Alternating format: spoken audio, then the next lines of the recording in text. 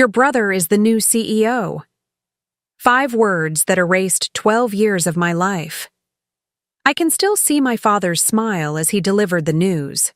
Not apologetic, not even sympathetic. Satisfied. Before we jump back in, tell us where you're tuning in from, and if this story touches you, make sure you're subscribed. Because tomorrow, I've saved something extra special for you. The board meeting minutes still litter my desk. The words succession planning and family legacy highlighted in his precise handwriting. Beside them sits the press release draft announcing my younger brother as Rivercrest Industries' new CEO. A position I built, a throne I constructed, a legacy he'll inherit with a fraction of the sacrifice. The champagne in my glass had gone, flat an hour ago, but no one at the executive dinner seemed to notice I'd stopped drinking. The private dining room at Elysian Fields buzzed with conversation and expensive perfume as 20 of Rivercrest's top executives and board members celebrated our 3rd consecutive year of record growth. $50 million in revenue, a number that would have seemed impossible when I joined my father's struggling manufacturing company fresh out of business school. A toast! My father's voice cut through the chatter as he rose from his seat at the head of the long mahogany table. At 68, Vincent Parker remained imposing, his silver hair perfectly coiffed, his bespoke suit without a wrinkle. He commanded attention without effort, a skill I'd spent years trying to emulate. To Rivercrest Industries' most profitable year to date. He raised his glass, his signet ring catching the light. And to family, the foundation upon which all great empires are built. The room erupted in enthusiastic agreement. I smiled automatically, years of corporate politics making the expression second nature even as unease settled in my stomach. Something about my father's tone, the way his eyes skipped over me to land on my brother Neil across the table. Neil, who had joined the company just 4 years ago after bouncing between careers, law school dropout, failed restaurateur, half-hearted marketing executive at a friend's startup. Neil, who now raised his glass with a smile that seemed more satisfied than the occasion warranted. And now, my father continued, setting his champagne flute down with precision, I have an announcement that I've been eagerly waiting to share with our Rivercrest family. The room quieted. Beside me, Diane Wu, our CFO and my most trusted colleague, shifted slightly. She knew something. The realization sent a chill through me. As some of you know, I've been contemplating the future of our leadership structure for some time now. At my age, succession planning isn't just prudent. It's necessary. My pulse quickened. We'd discussed this, of course. Subtle conversations over the past 2 years that always ended with reassurances about my position, my contributions, my future. I'd even drafted preliminary transition plans, carefully timed proposals for my ascension to CEO while Dad stepped into an emeritus role. Effective next quarter, I'll be stepping back from day-to-day operations to serve as chairman of the board. His announcement was met with murmurs of surprise, quickly hushed as he raised his hand. And I'm pleased to announce that the board has unanimously approved our new chief executive officer. His eyes found mine, and for a moment, relief flooded through me. This was it. The culmination of 12 years rebuilding what had once been a failing regional supplier into an international force. The validation of countless missed weekends, postponed vacations, and relationships sacrificed on the altar of ambition. Neil Parker will be taking the reins as CEO, bringing fresh perspectives and innovative thinking to lead Rivercrest into its next chapter. The room spun slightly. Polite applause filled my ears as if from a great distance. Neil stood, accepting congratulatory handshakes with practiced humility that hadn't existed 6 months ago. Had this been planned that long? Longer? Samantha, of course, my father added almost as an afterthought, will continue her excellent work as Chief Operating Officer, supporting Neil's vision for our future. Supporting Neil's vision. The words settled like lead in my stomach. Diane's hand found my knee under the table, a silent reminder to maintain composure. I straightened my spine, forced my face into what I hoped resembled pleasant surprise, rather than stunned betrayal, and raised my glass mechanically. "Congratulations, Neil," I managed, the words tasting like ash. "No one more deserving." A lie so profound it should have shattered my champagne flute. The next 2 hours passed in a blur of small talk and strategic exits to the restroom where I could breathe without the weight of watchful eyes. I messaged Diane. "Did you know?" Her response came immediately. "Not until yesterday. Sworn to secrecy." "I'm so sorry." At least someone was. By the time dinner concluded, I'd constructed a mask of professional acceptance. I congratulated board members on their foresight, thanked my father for his leadership, and even managed to hug Neil without visibly shuddering. Performance had always been part of the corporate game. I just hadn't expected to be acting in a tragedy of my own making. My father caught my elbow as guests began filtering out to waiting cars. "A word, Samantha. Not a request. Never a request with Vincent Parker." We stepped into an adjoining private room where coffee service had been arranged but remained untouched. The door clicked shut behind us with finality. "You're disappointed." Again, not a question. "I'm surprised," I corrected carefully, maintaining the diplomatic language that had served me through countless negotiations. "The succession timeline is certainly accelerated from our previous discussions." My father's laugh was short, humorless. "Always so measured, so controlled. That's part of the problem, you know. I wasn't aware there was a problem with my performance." My voice remained steady despite the anger building beneath my sternum. "Our growth metrics suggest quite the opposite. Growth isn't everything, Samantha. Rivercrest needs a leader who inspires, who connects. Someone who understands that business is built on relationships, not just spreadsheets and efficiency protocols." Relationships. The word hung between us. Like the family relationship that apparently dictated this decision? A flash of irritation crossed his face. "This isn't about nepotism, if that's what you're implying. The board evaluated both candidates extensively." Both candidates. So there had been a selection process, one I hadn't even known I was participating in. When? The question escaped before I could package it into something more diplomatic. "The assessment has been ongoing for nearly a year." He straightened his already impeccable tie.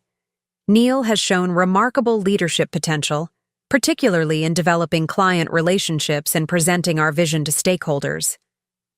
Of course he had.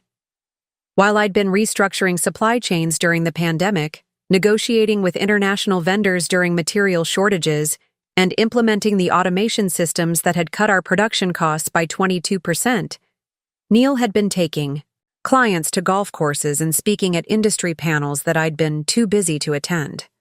"Neil has the charisma this company needs moving forward," my father continued, oblivious to or simply uninterested in my silence.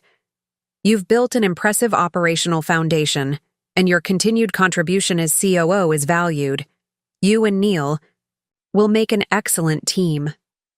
"Team," I echoed, the word hollow. "With him as my superior." "With him as CEO, yes." My father's patience was clearly waning. "This is business, Samantha, not a childhood competition. The board has made its decision." The board? His board? Filled with his golf partners, former classmates, and family friends. I wanted to scream, to list my accomplishments, to demand recognition for transforming his failing company into the juggernaut it had become. But years of corporate training had taught me the futility of emotional displays. "I see." I smoothed my already smooth skirt. "And when did Neil become aware of this assessment process?" Something shifted in my father's expression. Discomfort? Perhaps, or the closest approximation Vincent Parker could manage. Neil has been working with an executive coach for the past 10 months in preparation for this transition. Preparing and narrating this story took us a lot of time, so if you are enjoying it, subscribe to our channel. It means a lot to us. Now back to the story. 10 months.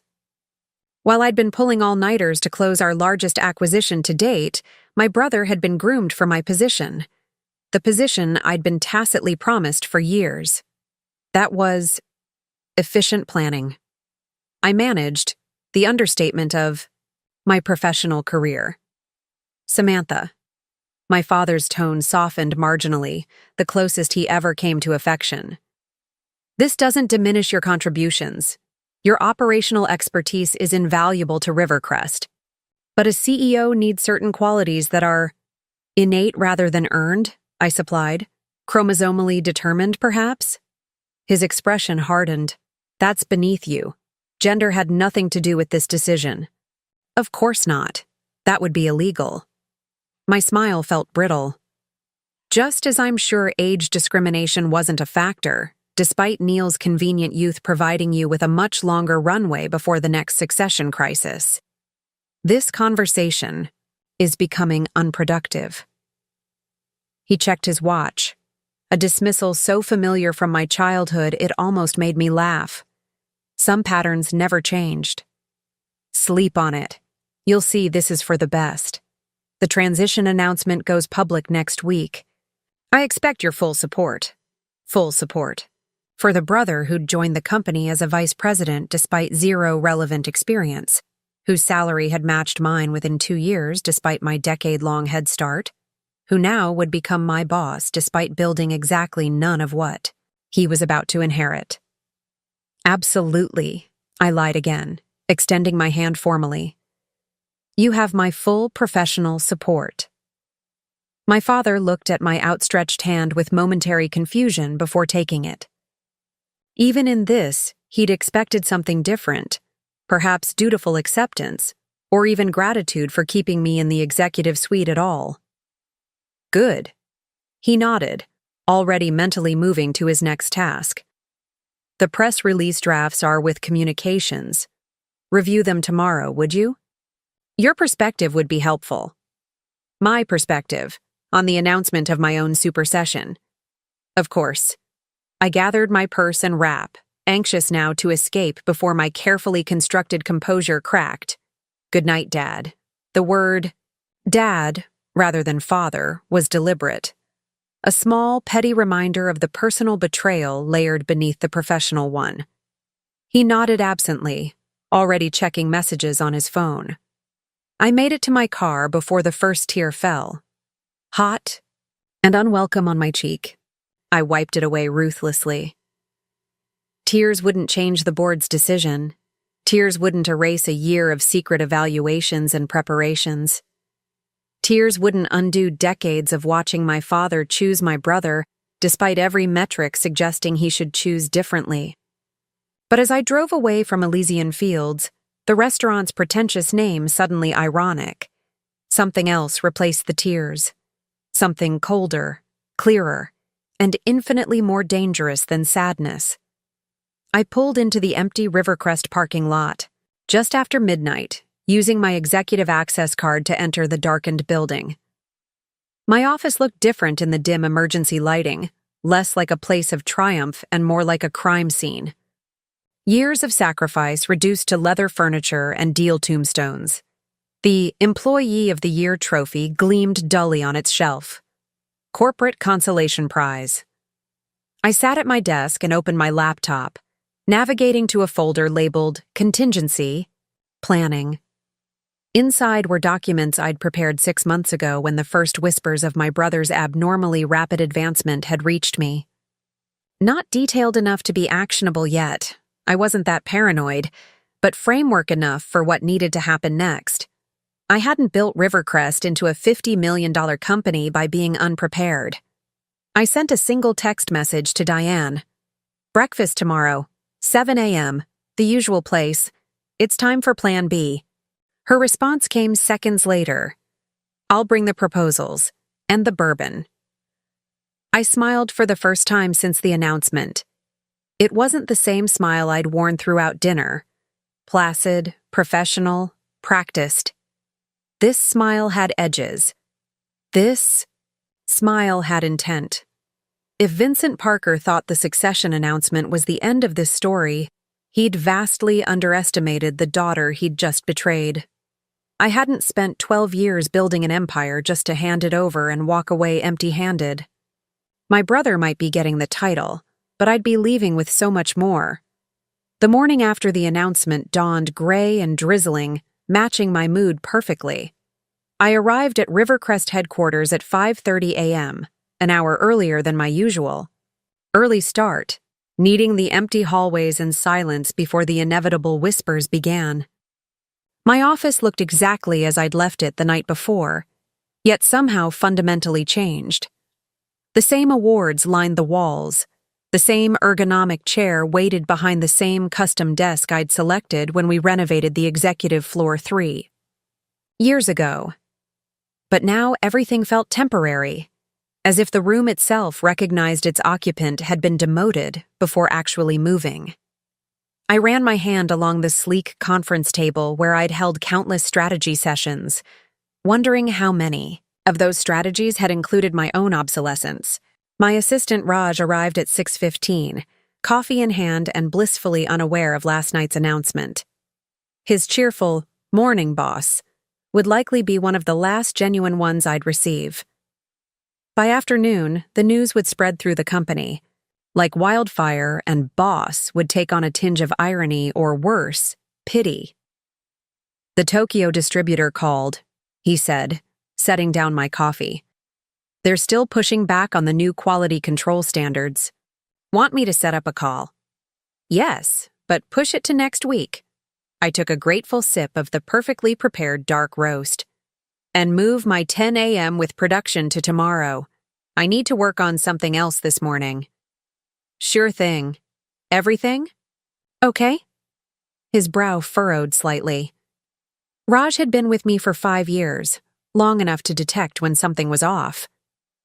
Just some new developments, I replied vaguely. You'll hear about it in the all-hands later today. His expression shifted to concern, but he nodded professionally. Got it. I'll clear your morning. I felt a pang of guilt. Raj had hitched his career wagon to my star. Would Neil keep him on, or would he bring in his own people? Another collateral damage in this corporate coup. At 6:45, I left for my breakfast meeting with Diane, navigating the slowly awakening city. Streets to our usual spot. A small, upscale cafe tucked away from the financial district where Rivercrest executives rarely ventured. Diane was already there, occupying our regular corner table with 2 steaming mugs and a distinctive folder with Harrington and Myers' discreet law firm logo embossed on its cover. You look like hell, she greeted me, pushing a mug in my direction. Thank you for that astute observation. I settled into the chair across from her, grateful for her directness. Did you bring it? She patted the folder. All here, but we should order first. You'd essentially become their vendor instead of their employee. The server refilled our coffee cups. We sat in silence until he moved away again. There's a 4th option, Diane said finally. I'm listening. Take the software. Take Key. Clients, take me and other loyalists and start fresh. Streamlined. No family baggage. No board of your father's golfing buddies. My pulse quickened. A competitor. Not just a competitor. Diane's eyes gleamed with unexpected intensity. A rival that could eclipse Rivercrest within 3 years. You built that company once. You could build another faster, better, without Vincent Parker's limitations. The idea was simultaneously terrifying and exhilarating. 12 years of my life had gone into Rivercrest, but what did I really have to show for it? A COO title that my father clearly considered adequate compensation for a daughter's ambition. Neil would never recover, I mused, stirring my coffee. Dad either. They made their choice. Diane's voice was gentle but firm. Now you get to make yours. I looked out the window at the rain-slicked streets, at business people hurrying. to their offices, to their routines, to lives where perhaps families didn't weaponize corporate succession planning. "I need to think," I said finally. "Really think, not just react." "Of course." Diane closed the folder. "But think quickly.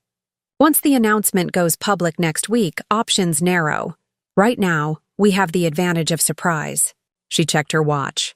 "We should head back separately. I have the quarterly projections meeting at 8:30. Go ahead. I'll settle the bill." After she left, I remained at the table, coffee cooling untouched before me. Through the window, I watched a young woman rushing through the rain, portfolio clutched protectively against her chest, ambition practically radiating from her determined stride. I had been her once, before Rivercrest consumed my 20s and early 30s, before I became the dutiful daughter who built her father's legacy instead of her own. My phone vibrated with a text from Neil. "Breakfast tomorrow to discuss transition? My treat." My brother's sudden interest in my input was as transparent as it was insulting. He needed my operational knowledge, my client relationships, my team's loyalty, all the things I had painstakingly built that he couldn't replicate with charisma, alone. I left the text unanswered and paid the bill, stepping out into the drizzling rain without bothering to open my umbrella. Some discomforts were clarifying. By the time I reached my car, I had made my decision. The Rivercrest boardroom was eerily quiet when I entered for the morning executive meeting. Conversations stopped mid-sentence, replaced by awkward smiles and too bright greetings. News travels fast in corporate corridors. Samantha, Gerald Whitfield, VP of Sales, approached with the careful demeanor of someone approaching a wounded animal. "Just heard the big announcement. Quite the surprise." "For some of us more than others," I replied evenly, arranging my materials at my usual seat. Not at the head of the table, that had always been my father's position, but at his right hand. I wondered idly where Neil would sit today. Would he usurp my spot already, or maintain the pretense of the current hierarchy until the public announcement? My question was answered moments later when Neil strode in, looking uncharacteristically professional in a tailored suit I'd never seen before. He hesitated briefly before taking the seat directly across from me, a diplomatic choice that still felt like a victory lap. "Morning, team." He nodded to the gathered executives, several of whom offered congratulations he accepted with practiced humility. The performance made my stomach turn.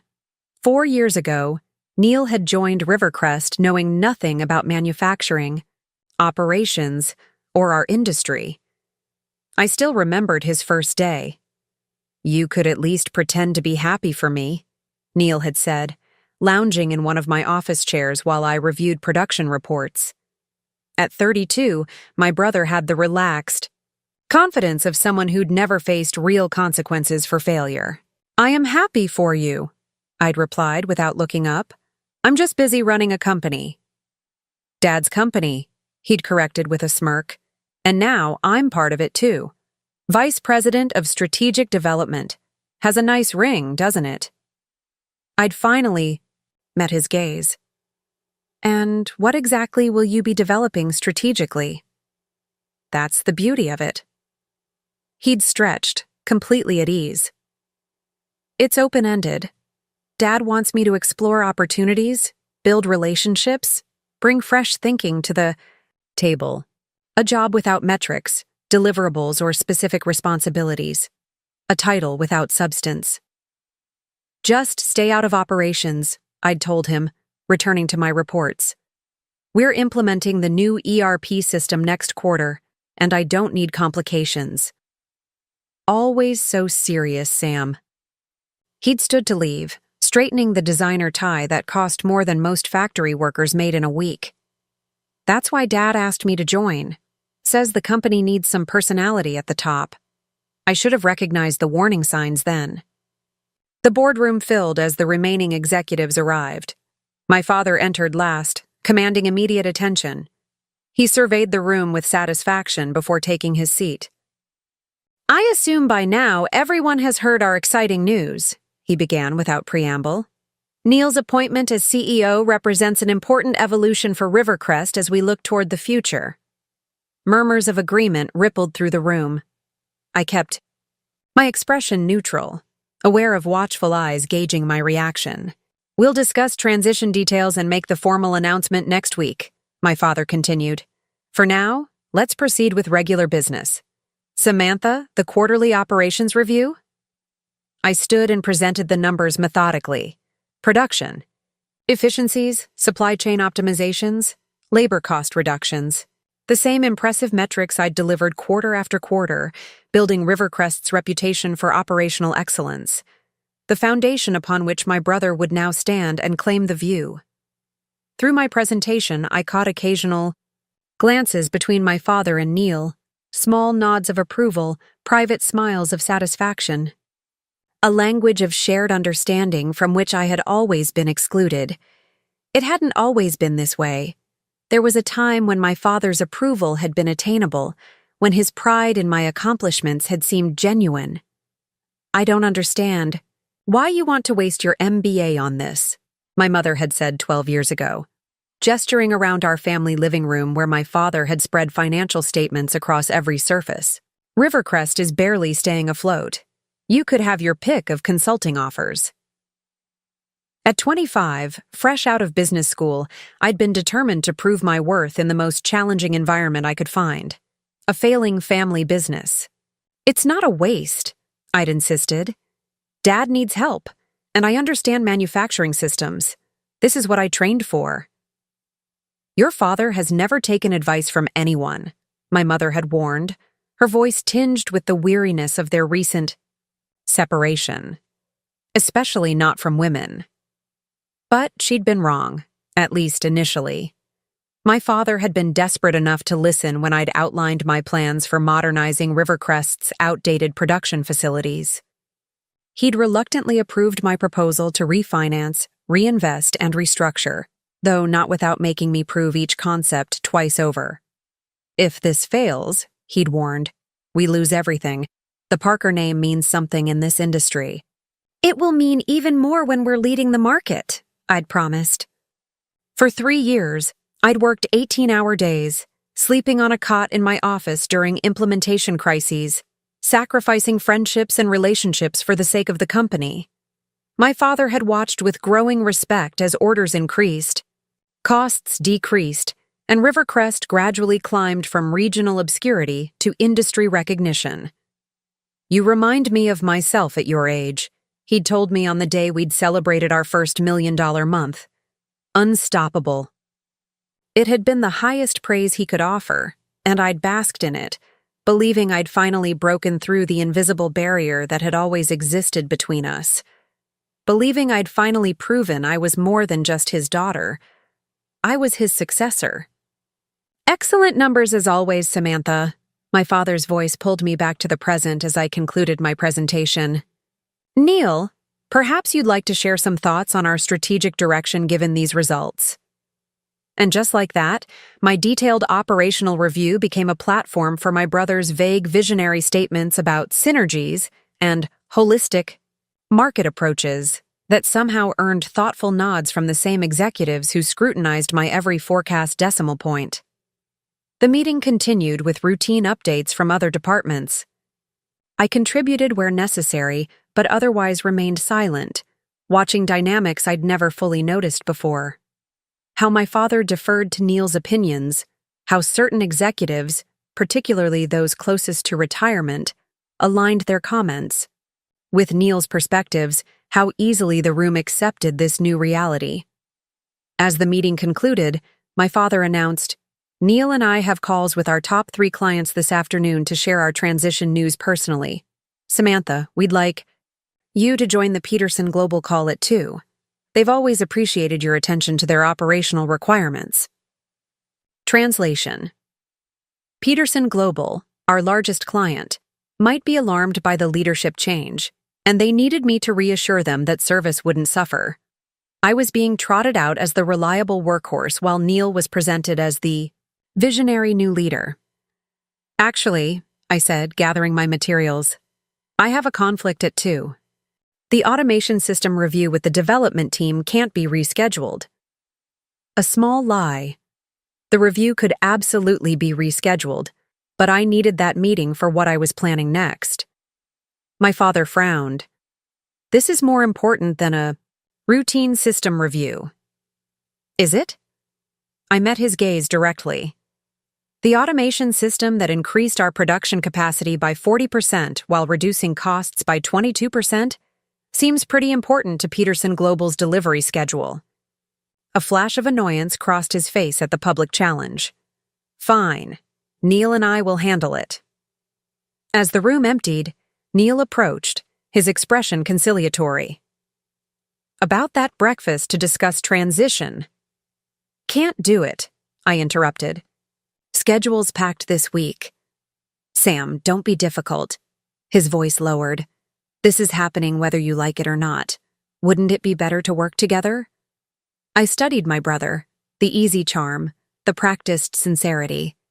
Had he always been this transparent, or had I only recently developed the ability to see through him?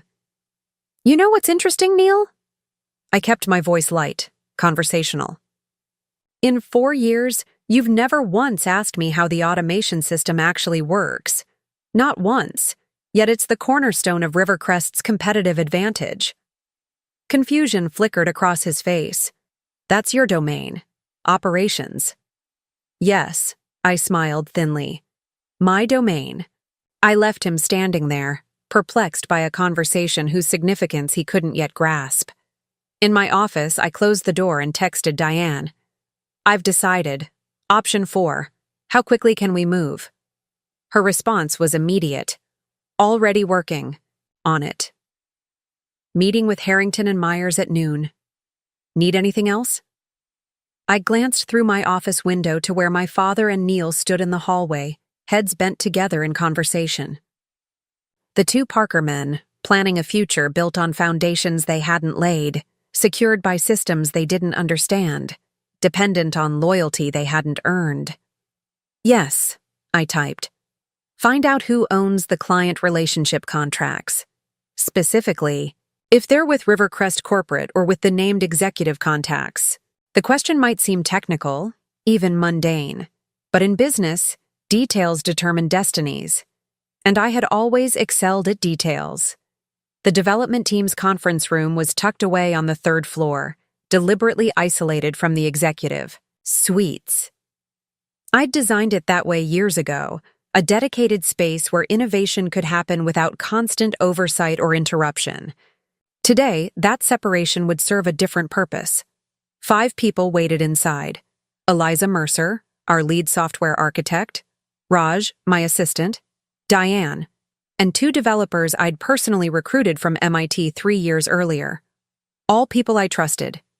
All people who had thrived under my leadership. Close the door, I instructed Raj as I entered, and engage privacy mode. He tapped the control panel, turning the glass walls opaque and activating the sound-dampening system I'd insisted on installing, another detail my father had considered excessive, but had ultimately approved to keep me happy. Thank you all.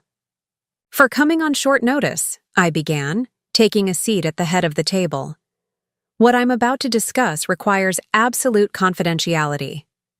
They exchanged glances but nodded. These were people accustomed to handling proprietary information, people who understood the value of discretion in business. By now, you've likely heard that Neil will be announced as CEO next week.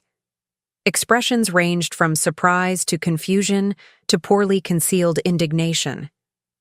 Eliza, never one to hide her opinions, spoke first. That's unexpected, and frankly, concerning for our division. I appreciated her directness. Concerning how? She shifted uncomfortably. Neil has repeatedly questioned the resources allocated to system development. Last month, he suggested our team was bloated and that we should consider outsourcing future development to cut costs. This was news to me. When was this? During the budget review you missed for the Tokyo trip, Diane supplied.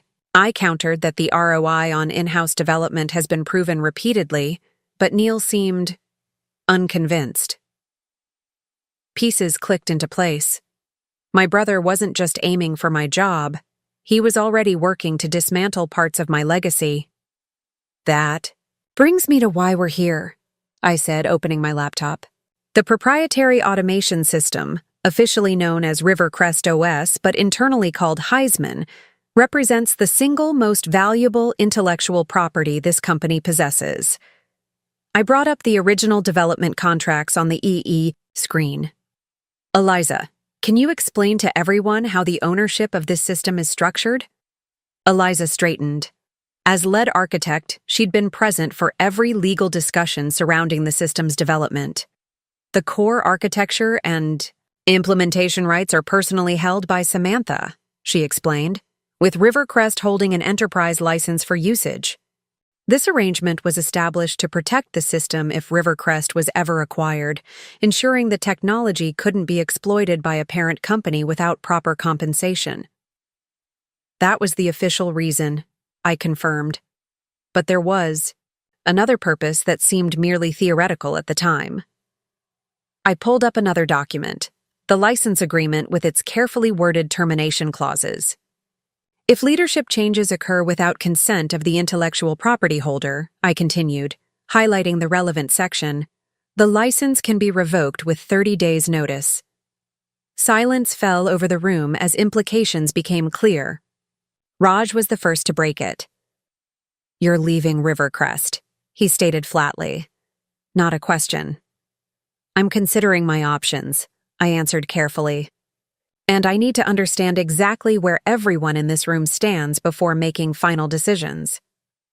Diane took over smoothly. The automation system isn't the only valuable asset at stake. Client relationships, vendor contracts, and institutional knowledge are equally important. You're planning a competitor, Eliza said, realization dawning in her eyes. A rival to Rivercrest. I neither confirmed nor denied, instead watching their reactions carefully. This moment would determine everything that followed. These people weren't just employees. They were potential co-founders of whatever came next. Or potential whistleblowers who could derail everything.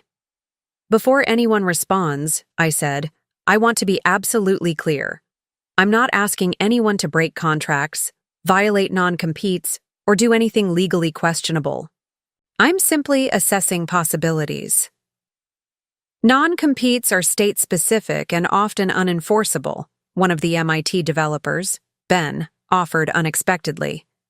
When we all turned to him, he shrugged. My brother's a contract attorney. We've discussed this theoretically. Theoretically, Diane echoed with the ghost of a smile. What exactly are you proposing?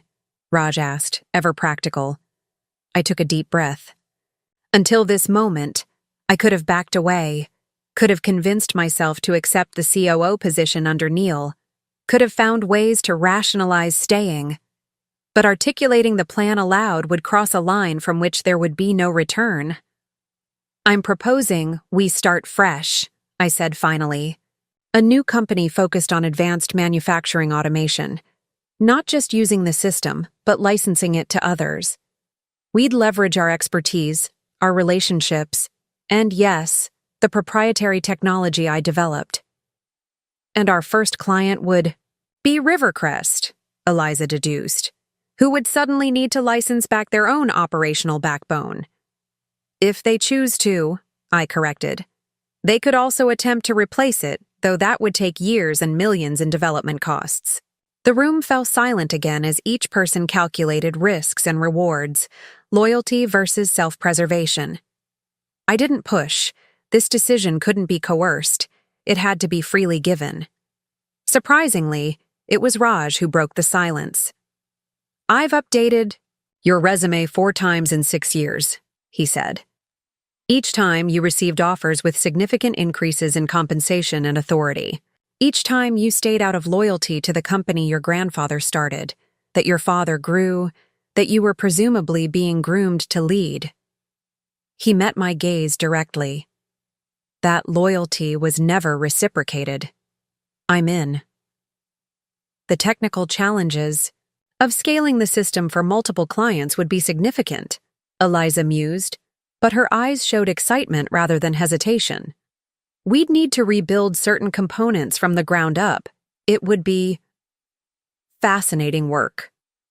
To be clear, Diane interjected, this would be a clean break. New company, new offices, new everything. We'd operate entirely above board, with proper legal separation and transparent client acquisition. But with significant competitive advantage, Ben added, exchanging glances with his fellow developer. Count us in too. The system's our baby, as much as anyone's. I felt something shift inside me, relief mixed with resolve. Until this moment, option 4 had been theoretical, a revenge fantasy born from betrayal. Now, with these people willing to follow me, it became real, possible, perhaps even inevitable. If we do this, I said, there's no halfway. Vincent Parker doesn't lose gracefully, and he certainly doesn't forgive perceived disloyalty. I looked at each of them in turn. He'll make it personal. He'll make it difficult. He'll use every resource at his disposal to oppose us. With respect, Eliza said, leaning forward, your father has a blind spot. He sees the world in terms of connections, handshakes, and country club memberships. He doesn't truly understand the technology that makes his company run. Neil even less so, Raj added. They understand profit, Diane countered, and they'll understand the threat when they see it. I nodded, acknowledging both perspectives. Which is why timing is crucial. If we move precisely, comprehensively, and legally irreproachably. I pulled up a blank document. Let's map this out step by step. Phase 1 needs to be completed before the CEO announcement goes public. As we began planning, I felt the weight of the past 12 years, the missed vacations, canceled dates, sacrificed personal milestones, shift from burden to fuel. Every concession I'd made for Rivercrest, every compromise for family harmony, every silent acceptance of my father's favoritism now served a new purpose. They had all been preparing me for this moment of decision, this point of no return. First, I dictated as Diane took notes, we established the new corporate entity immediately. Harrington and Myers can file today with shelf articles of incorporation they have ready. Name? Diane asked, pen poised. I paused, considering. The name would send a message, both to the market and to my father. It needed to be professional, yet pointed. Phoenix Automation Systems, I decided. Rising from ashes seemed appropriately symbolic. Next, we need to formally document the intellectual property transfer from me personally to the new entity, with appropriate compensation. Stock? Diane suggested. Primarily, yes, but with some cash component from initial investment. I'd been saving aggressively for years, living well below my means despite my considerable salary. Another detail my family had never fully appreciated or questioned. For the next hour, we outlined the structure, responsibilities, and immediate action items. With each decision, my path crystallized further. This wasn't merely reaction to betrayal. It was the culmination of years of unacknowledged preparation, as if some part of me had always known this day would come. When we finally concluded, the others filed out with clear assignments and a shared sense of purpose. Only Diane remained, studying me with an expression I couldn't quite read. What? I asked, closing my laptop. I've known you for 8 years, she said. This is the first time I've seen you look truly unburdened. I considered her observation. I've been carrying Rivercrest's legacy so long, I forgot what it felt like not to. And now? Now, I said, standing to leave. I build something that's truly mine. The law offices of Harrington and Myers occupied the top floor of a sleek downtown building, understated elegance that spoke of old money and quiet power. Unlike Rivercrest's ostentatious headquarters with my father's name emblazoned across, The facade, Harrington and Myers projected confidence without needing to announce it.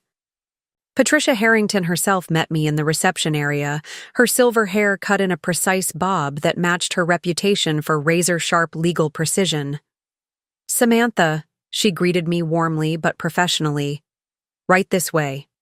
I followed her, through hushed corridors to a conference room where 3 other attorneys waited with document-laden tablets and focused expressions. No small talk, no time wasted. Exactly why I preferred Patricia's firm for sensitive matters. "Before we begin," Patricia said once we were seated, "I want to confirm that you understand the gravity of what you're undertaking. Competing with family businesses can become complicated." "I'm well aware," I replied, "but this isn't a spur-of-the-moment decision." "No," she agreed, studying me with experienced eyes. "I suspect it's been building for some time.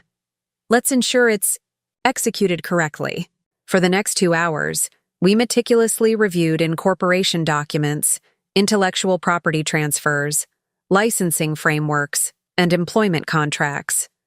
Each document represented another brick in the wall I was building between my past at Rivercrest and my future with Phoenix Automation.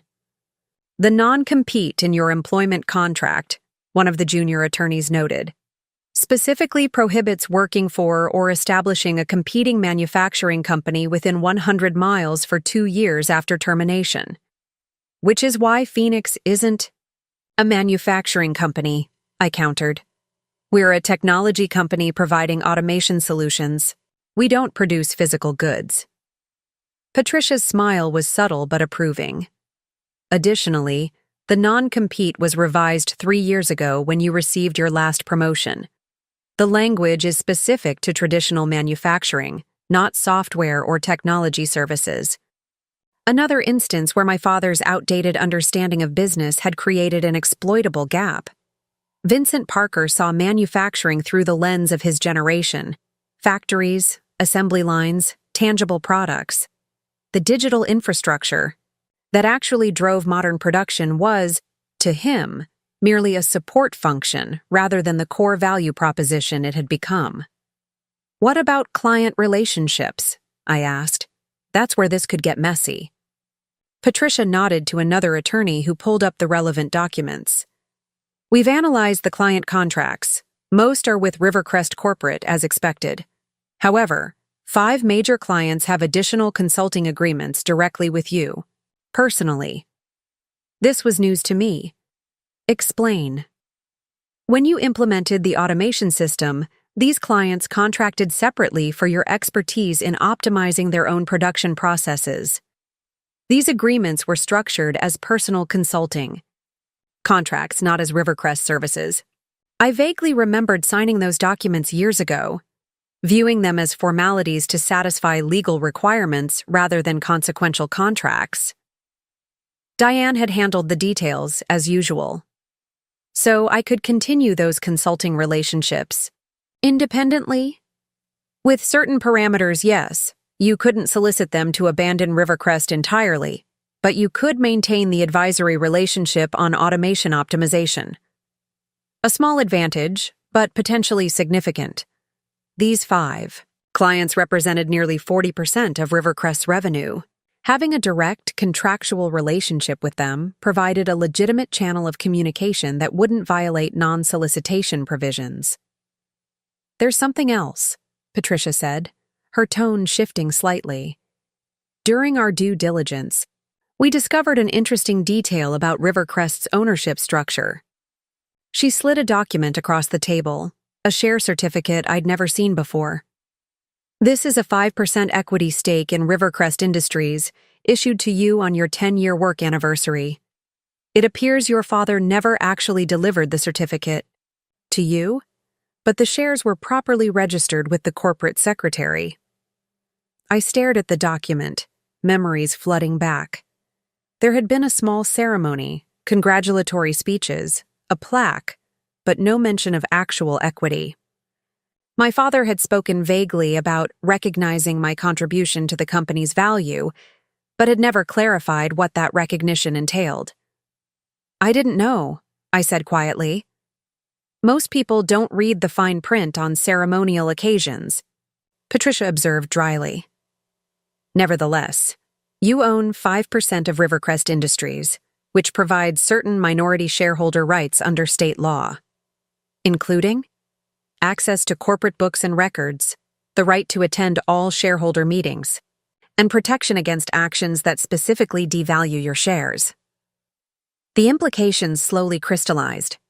My 5% stake wouldn't stop Neil's appointment or change my father's decisions, but it gave me visibility I wouldn't otherwise have, a legitimate seat at the table, however small. Could my father attempt to void this grant? Patricia shook her head. The shares were properly issued and registered. They're yours. He might claim you've breached fiduciary duties in other ways, but the ownership itself is secure. Another piece of the puzzle clicked into place. Another truth hidden beneath Rivercrest's polished surface. What else don't I know about the company I helped build? I wondered aloud. The question hung in the air until Patricia responded pragmatically, "Let's find out." She instructed one of her associates to prepare a formal shareholder records request covering financial statements, board minutes, executive compensation, and related party transactions for the past 5 years. "File it today," she directed. "Standard language, but expedited time frame. They'll have 10 business days to comply." "My father will see this as a declaration of war," I noted, not entirely displeased by the prospect. "He might," Patricia agreed. "Or he might recognize it as due diligence by a minority shareholder exercising legitimate rights. Either way, the information will be valuable to you." As the meeting concluded, Patricia walked me to the elevator. "The incorporation papers for Phoenix will be filed within the hour. You'll be officially in business by close of day." The weight of the decision settled around me, not uncomfortably, but substantially. There would be no turning back after today. "Patricia," I asked as the elevator arrived, "have you handled many family business disputes?" Her expression softened. Slightly. "More than I care to count. They're rarely just about business." "How do they usually end?" "Honestly, most end with relationships damaged beyond repair." She held the elevator door. "But occasionally, they end with necessary truths finally acknowledged." I stepped into the elevator, considering her words. "And which outcome is more common?" "That depends entirely on what the family values more, control or connection." The doors began to close. "I suspect you already know which category Vincent Parker falls into." Indeed, I did. My father valued control above all else, over his company, his legacy, his family. It was why Neil's appointment as CEO made perfect emotional sense, even if it made poor business sense. My brother would preserve the illusion of Vincent Parker's continued control long after my father stepped aside. I, with my independent ideas and detailed understanding of operations, represented a transfer of true power rather than merely a title. As I exited the building, my phone vibrated with a text from Diane. "Incorporation complete. Phoenix exists. Also, your father's looking. For you. Apparently, Peterson Global is asking specifically for you on the call." A small victory, but satisfying nonetheless. Peterson Global, our largest client and one with whom I had a separate consulting agreement, wanted reassurance from the person they actually trusted, not from the figurehead being installed to satisfy my father's ego. I texted back, "Tell him I'm in meetings off-site all afternoon. Peterson can schedule directly with me tomorrow if they want. Let my father and brother handle the fallout. Let them experience even briefly what Rivercrest would be like without my involvement, my relationships, my knowledge." The truth was revealing itself hour by hour. Rivercrest needed me far more than I needed Rivercrest. And soon, everyone would know it. The summons came the following morning. A terse email from my father's executive assistant requesting my immediate presence in his office at 9 a.m. No subject line, no explanation. It wasn't a request, it was a command performance. I arrived at 9:15 deliberately, dressed in a charcoal suit that had always felt like armor in difficult negotiations. My father despised tardiness, viewing it as a sign of disrespect. Today, that was precisely the message I intended to send. His assistant avoided my eyes as she announced my arrival, another sign that whatever waited beyond those mahogany doors wasn't pleasant. I straightened my spine and entered without knocking. My father stood at the window overlooking the manufacturing floor below, hands clasped behind his back in his characteristic pose of authority. Neil sat in one of the visitor chairs, fidgeting with his watch, an expensive gift from my father on his 30th birthday. I'd received a company plaque on mine.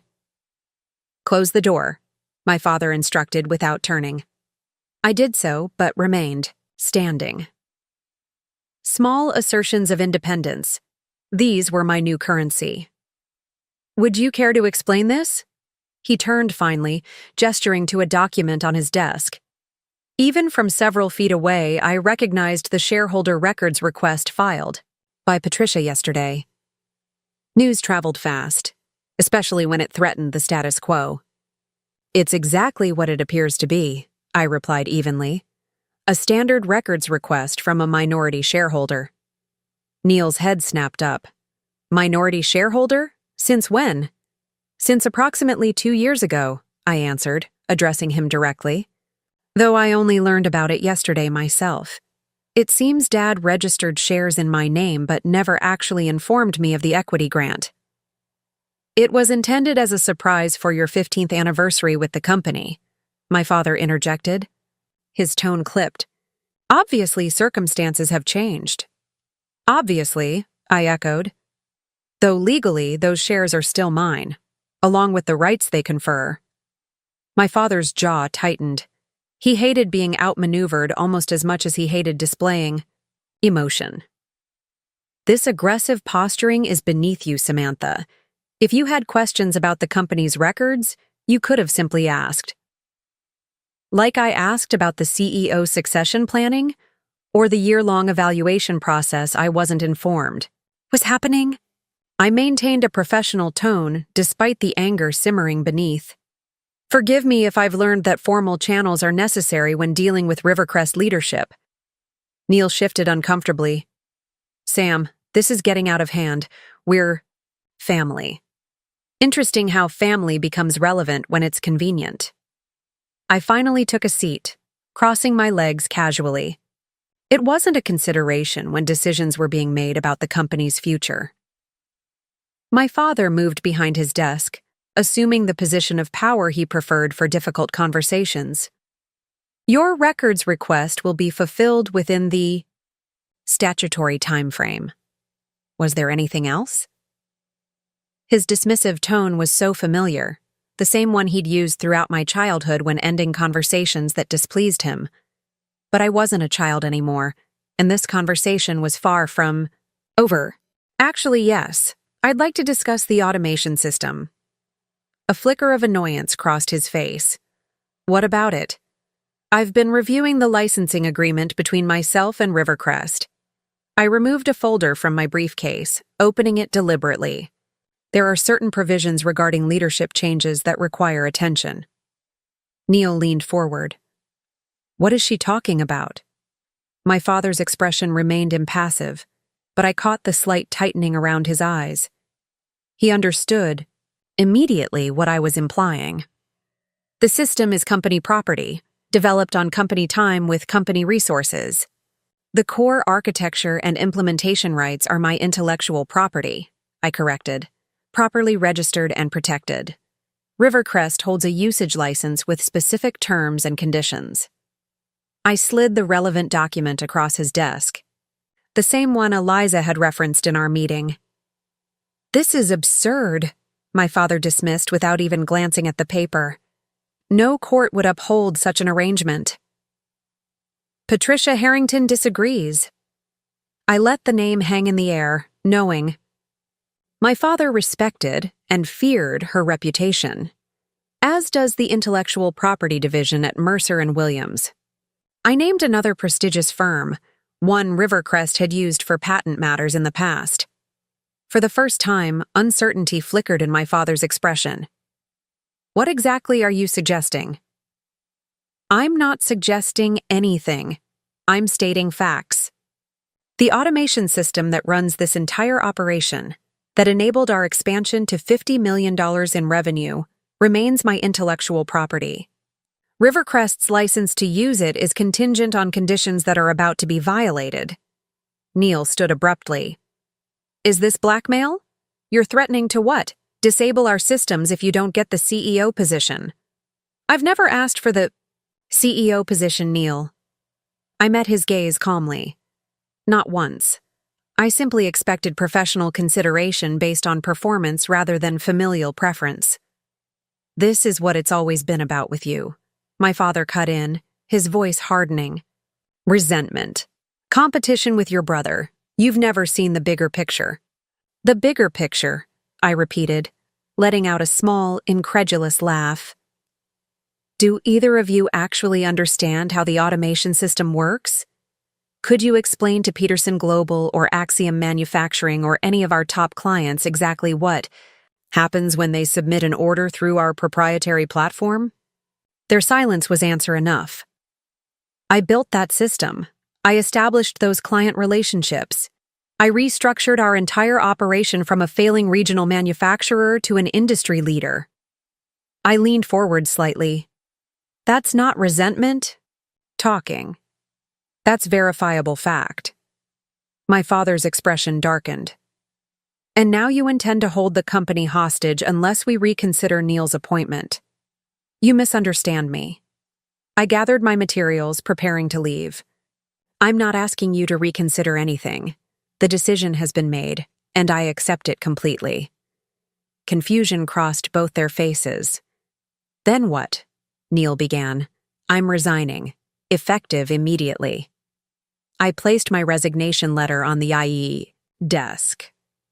Standard notice period waived, as I'm sure you'll agree is best for all parties. My father stared at the letter without touching it. And the automation system? Rivercrest's license remains valid for 30 days from today. After that, you'll need to make alternative arrangements. I stood, straightening my jacket. I suggest you use that time to understand exactly how the system works. The documentation is comprehensive, though admittedly technical. This is corporate sabotage, my father snapped, finally showing the anger he'd been suppressing. The board won't stand for it. I won't stand for it.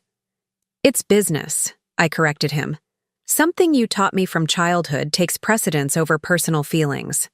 I'm simply protecting my intellectual property as any prudent business person would. Neil looked genuinely bewildered. Where will you go? What will you do? I've incorporated a new venture. I met my father's gaze directly. Phoenix Automation Systems. We'll be offering advanced manufacturing automation solutions to select clients beginning next month. The color drained from my father's face, as the full implications became clear. You're competing directly against us. Not at all. Rivercrest manufactures products. Phoenix provides technology services. Different industries entirely. I gestured to the documents on his desk. It's all perfectly legal, well within the boundaries of my non-compete agreement. Patricia was quite thorough. My father stood slowly, his voice dangerously quiet. You would destroy what 3 generations of Parkers have built over a perceived slight? Over not getting your way? The accusation might have wounded me once, but I'd moved beyond seeking his approval or fearing his disappointment.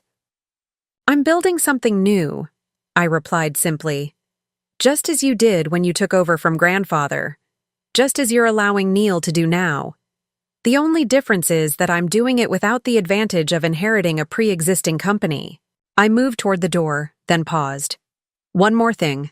Peterson Global has reached out to schedule a demonstration of our automation services next week. They seemed quite interested in understanding options beyond Rivercrest's ecosystem. My father's expression hardened to granite. Get out. Gladly. I opened the door, then delivered my parting shot. Neil, I suggest you cancel your vacation plans for the next few months. The learning curve on our systems is quite steep. As I walked through the executive suite for the last time, I felt strangely weightless. 12 years of proving myself, of seeking validation, of building someone else's legacy, all of it falling away with each step toward the exit. Raj waited by the elevator, a cardboard box of my personal items already packed. Always efficient, always one step ahead. Ready? He asked simply. I took one last look at the Rivercrest logo emblazoned on the wall. The company my grandfather had started, my father had grown, and I had transformed. More than ready, I replied. The elevator doors closed on my old life and opened moments later to my new one. Phoenix Automation Systems' first office was nothing like Rivercrest's imposing headquarters. We leased the top floor of a converted industrial building in the city's rapidly developing tech district, exposed brick walls, enormous windows, and an open floor plan that encouraged collaboration rather than hierarchy. No mahogany doors, no executive suite, no corner office with my name on it. I loved it immediately. Furniture arrives tomorrow, Diane announced, consulting her tablet as we stood in the empty space. Workstations by Thursday, network infrastructure Friday. We'll be operational by Monday. Ahead of schedule, I noted appreciatively. The Peterson Global Demonstration is Wednesday. We'll need at least the conference room set up by then. Already prioritized, she assured me. The AV team is coming Saturday. Eliza and her development team had commandeered a corner, sitting cross-legged on the floor with laptops open, already reconfiguring the automation system for our new business model. The energy in the room, excitement mixed with purpose, felt nothing like Rivercrest's careful corporate polish. Our marketing materials just arrived, Raj called from near the entrance, opening a box of freshly printed brochures. Want to see? The Phoenix Automation Systems logo, a stylized circuit board in the shape of a rising phoenix, looked sophisticated and modern against the matte black background. Another deliberate contrast to Rivercrest's traditional navy and gold. My phone rang with an unfamiliar number. Normally, I'd let unknown calls go to voicemail, but in these transitional days, every call could be significant. Samantha Parker, I answered, stepping away from the group. Ms. Parker, Gerald Whitfield here. I froze momentarily. Gerald was Rivercrest's VP of Sales, my father's loyal lieutenant for over 20 years, and Neil's enthusiastic supporter at the executive dinner announcement. Gerald, this is unexpected. I imagine so. His voice sounded strained. I need to meet with you. Today, if possible. Privately. Wariness crept through me. Regarding? Not over the phone. He lowered his voice. Let's just say I've been reviewing certain technical documentation since your departure yesterday. We need to talk. Interesting. Gerald had never shown much interest in the automation system beyond how it improved sales metrics. What had changed? I'm rather busy today, I replied noncommittally. Please. The word sounded foreign coming from him. Gerald Whitfield didn't say please to anyone except my father. 1 hour of your time. Name the place. Curiosity won over caution. There's a coffee shop called Analog on Westbrook Street. 4 o'clock. I'll be there. After hanging up, I caught Diane's questioning look. Gerald Whitfield wants to meet. Her eyebrows rose. Spy mission from your father? Maybe. I considered the possibilities. Or something else entirely. Want me to come as backup? I shook my head. Let's see what he wants first, but stay within texting range. Analog was busy enough at 4 to provide anonymity, but quiet enough for conversation. I arrived 15 minutes early, selecting a corner table with a clear view of the entrance and both exits, a habit formed through years of business negotiations. Gerald arrived precisely on time, scanning the room nervously before spotting me. He looked different outside Rivercrest's walls. Smaller somehow, less certain. The confident sales executive persona had slipped, revealing someone older and more worried. "Thank you for meeting me," he said, settling into the chair across from me, declining the offered coffee. "What can I do for Rivercrest's VP of Sales?" I asked directly. He winced slightly. "Former VP of Sales as of 2 hours ago." That was unexpected. "You resigned?" "Not exactly." He straightened his tie, a nervous habit I'd noticed over years of boardroom meetings. "Neil asked for my resignation this morning, said he wanted to bring in his own team for sales leadership." The pieces clicked together. My father and brother were moving quickly to consolidate control, eliminating potential allies or anyone who might question the new leadership structure. "I'm sorry to hear that," I said carefully, "but I'm not sure how I can help." Gerald leaned forward, lowering his voice. "For 23 years, I've been loyal to Rivercrest, to your father. I believed in the company's mission, its values. Yesterday, after you left, I watched Vincent and Neil in damage control mode, trying to understand what your departure meant for operations." He shook his head slightly. "They don't have a clue how the automation system actually works. Not even the basics." Neil kept asking about backup disks, as if the entire integrated platform could be reinstalled from some DVD in a drawer somewhere. Despite everything, I felt a flash of sympathy for my brother. Neil had been set up for failure by the same person who had undermined me, our father, who cared more about control than competence. "That's not my problem anymore," I said, though without real heat. "It's not," Gerald agreed, "but this might interest you. After you left, I pulled the client satisfaction surveys from the last 3 years. Do you know what the single most cited reason for client loyalty to Rivercrest was?" I had a good idea, but let him continue. "Not price, not product quality, though that rated highly. It was, and I quote, innovative technology solutions and responsive technical support." He tapped the table for emphasis. "You, your team, your system. That's what clients valued most. Again, not my..." I brought these findings to Vincent and Neil this morning. He continued, cutting me off. "Suggested they might want to reconsider their approach to the automation system transition. Maybe even reach out to you about a more collaborative solution." "I'm guessing that went poorly." Gerald's laugh was short and bitter. "Neil accused me of undermining his authority. Vincent suggested my age might be affecting my judgment. By noon, I was packing my desk." I studied him carefully. Gerald was approaching retirement age, had always been well compensated, and as far as I knew, had no financial concerns. His sudden dismissal was unfortunate, but hardly catastrophic. "Why are you telling me this?" He met my gaze directly. "Because I'm not the only one. 3 division heads received similar treatment this morning. All people who worked closely with you, who understood your value to the company." My stomach tightened. I hadn't anticipated my father and brother would move so aggressively against perceived allies of mine. I thought of the dozens of people still at Rivercrest whose careers might now be in jeopardy simply by association.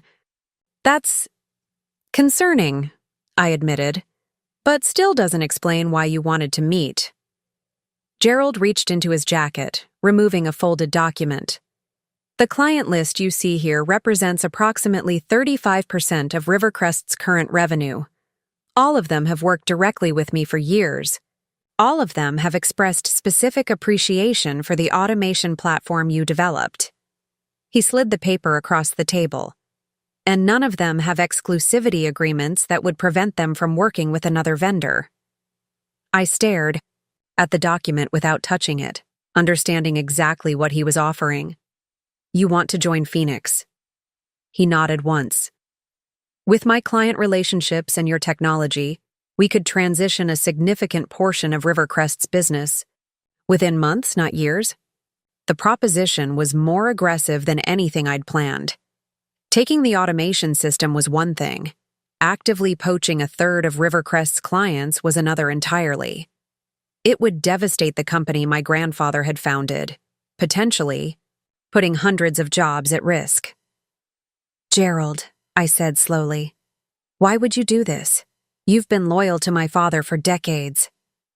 Something hardened in his expression. "I joined Rivercrest under your grandfather's leadership.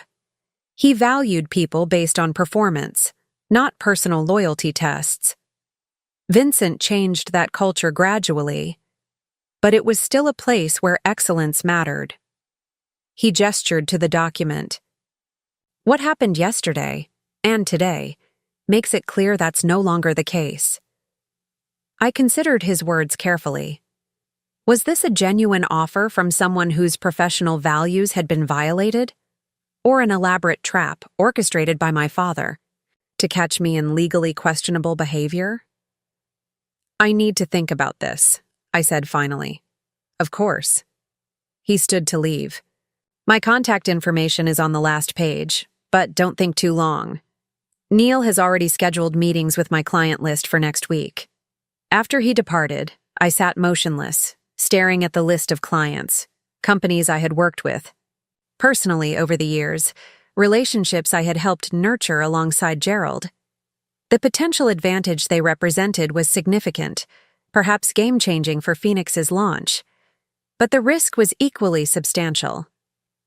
I called Diane. "I need Patricia Harrington to meet us at the office in an hour. And contact Eliza. We need to understand exactly what client transitions would look like technically." "That's serious?" Diane asked.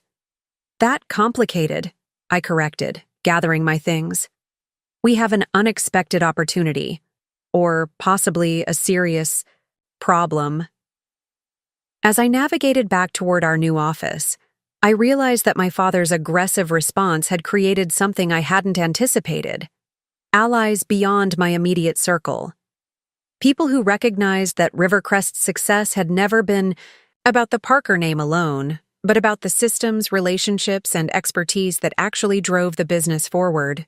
The question now was how to leverage these unexpected alliances without descending to my father's level, without allowing revenge to override responsibility. "Legally speaking, there's nothing preventing you from hiring Gerald," Patricia Harrington explained, pacing the bare concrete floor of Phoenix's conference room. "His non-compete expired last year when Vincent decided company-wide renewals were too expensive to implement. Another cost-cutting measure that had seemed wise at the time but now created vulnerability. My father's financial decisions were coming back to haunt him in ways he couldn't have anticipated." "And the client list?" I asked. "Trickier," Patricia admitted. "While Gerald can certainly join Phoenix and even reach out to inform clients of his new position, actively soliciting them to leave Rivercrest could trigger tortious interference claims." Diane, who had been taking meticulous notes, looked up. "What if the clients approach us?" Patricia's smile was slight, but significant. "Then it becomes the client's decision to explore alternative vendors, completely defensible." I considered this carefully. "So if Gerald were to notify his clients that he's joined Phoenix and they subsequently requested information about our services?" "Standard business practice," Patricia confirmed. "The key is documentation and timing. Each step must be clearly defensible as normal business operations rather than targeted poaching." Eliza, who had been listening silently, finally spoke up. "From a technical standpoint, transitioning clients would be straightforward. The system was designed to be modular. We could implement individualized solutions that interface with their existing infrastructure without requiring complete system overhauls." I nodded, the pieces falling into place. "So we can offer clients an enhanced version of what they already value without forcing them to choose exclusively between Rivercrest and Phoenix." "Exactly," Eliza confirmed. "They could maintain manufacturing relationships with Rivercrest while transitioning automation services to us. A phased approach that minimizes disruption to their operations." The solution felt right, strategically sound without being needlessly destructive. I wasn't interested in decimating Rivercrest overnight. That would harm hundreds of employees who had nothing to do with my father's decisions. But creating a viable alternative for clients who valued innovation over tradition. That was business, not revenge. Let's move forward with Gerald, I decided. Standard employment agreement, no special incentives tied to client acquisition. That could be construed as poaching incentives. Patricia nodded approvingly. I'll prepare the paperwork tonight. As the meeting dispersed, Raj appeared at the door. Peterson Global confirmed for Wednesday's demonstration. Their entire executive team will be attending. This was significant.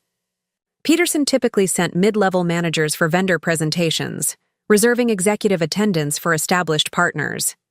Their interest in Phoenix suggested they were taking our emergence very seriously. Thank you, Raj. I glanced at Eliza. Is the demo environment ready? Nearly.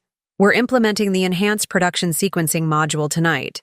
By Wednesday, we'll have a fully functional demonstration that showcases capabilities beyond what they're currently using at Rivercrest. Perfect.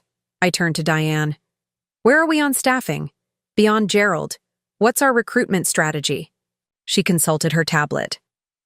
We've received 14 applications from current Rivercrest employees since yesterday. 6 from the development team, 4 from client services, 3 from operations, and 1 from marketing. I frowned. I don't want to be accused of raiding their workforce. We're not actively recruiting, Diane clarified. They're approaching us. Apparently, Neil's management style is creating concern. Meaning?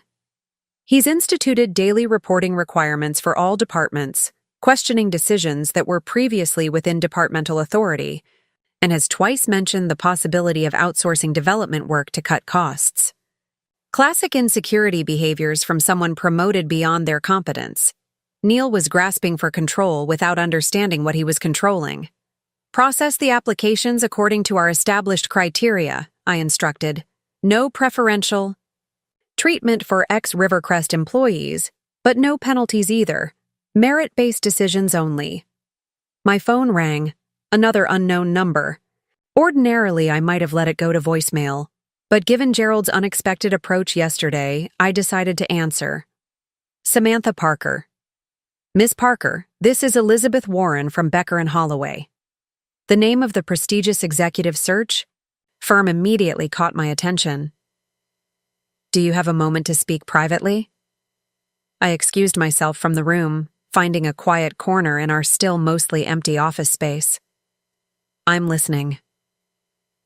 I've been retained by the board of Meridian Technologies to identify candidates for their CTO position. Your name has come up repeatedly in our research, particularly regarding the automation systems you developed at Rivercrest.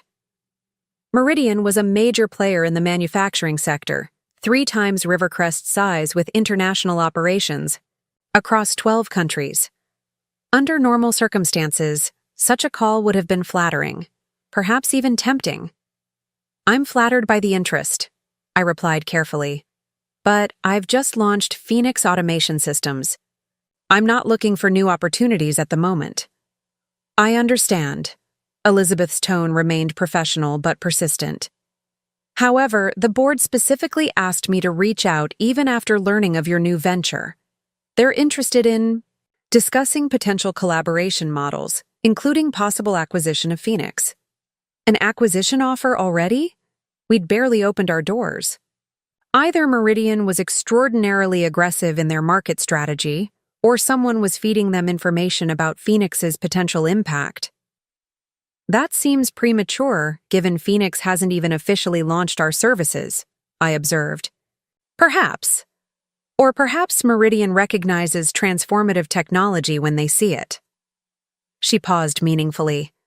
They're prepared to be very generous in their valuation. I appreciate the interest, but Phoenix isn't for sale. We've barely begun what we intend to build.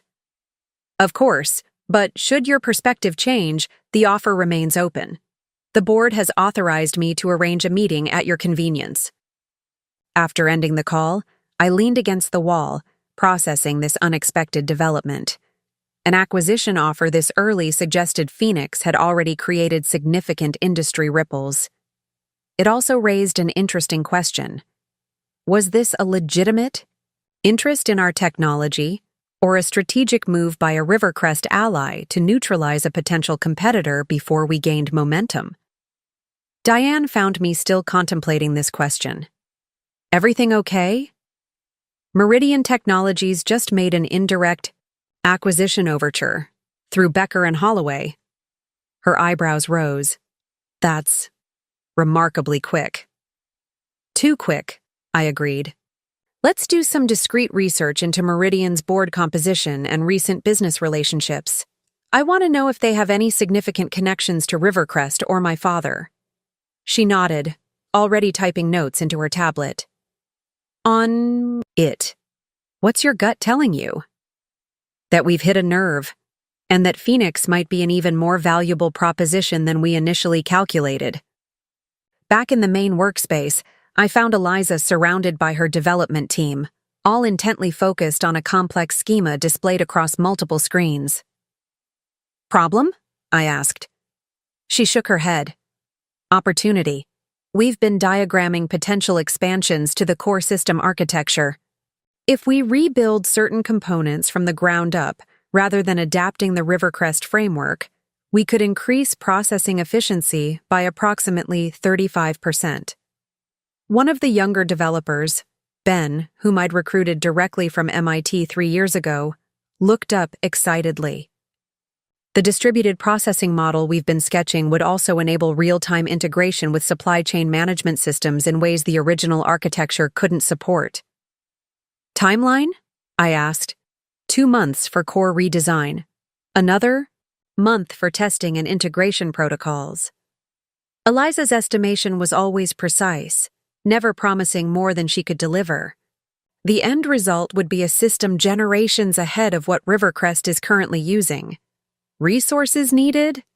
2 more senior developers minimum, and dedicated server infrastructure rather than cloud services for the development environment.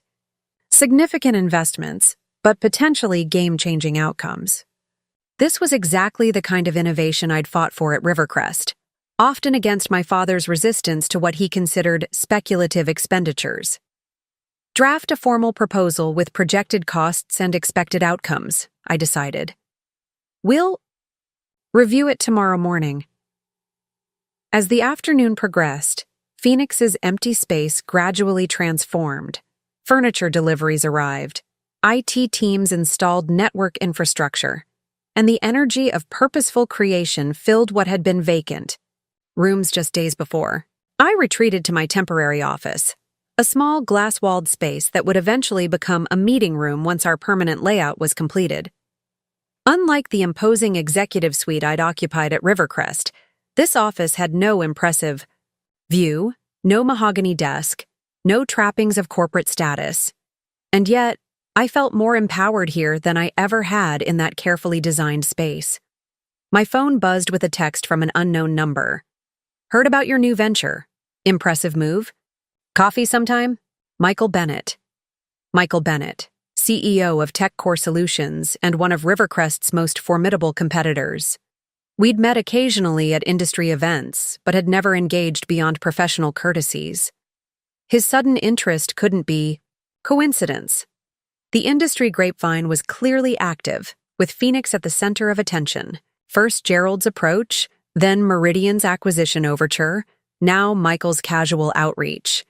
Each represented different opportunities, different potential alliances in the new business landscape I was creating. I texted back a non-committal but polite response, promising to reach out when things settled. Strategic ambiguity served me best until Phoenix's foundations were more firmly established. A knock at my door interrupted these considerations. Raj entered, carrying a sleek black envelope. This was just messenger delivered, from Rivercrest. My name was handwritten on the envelope in my father's distinctive script. No corporate letterhead, no formal addressing, a personal communication that somehow felt more ominous than any legal notice. Inside was a single sheet of Rivercrest's premium stationery, bearing just 3 lines in my father's handwriting. Board meeting tomorrow, 10 a.m. Your 5% shareholding grants you attendance rights. Exercise them if you wish to discuss reasonable resolutions before irreparable damage occurs. No signature. None was needed. Interesting timing, I remarked, showing the note to Raj. The day before our Peterson Global presentation. A distraction. Tactic? He suggested.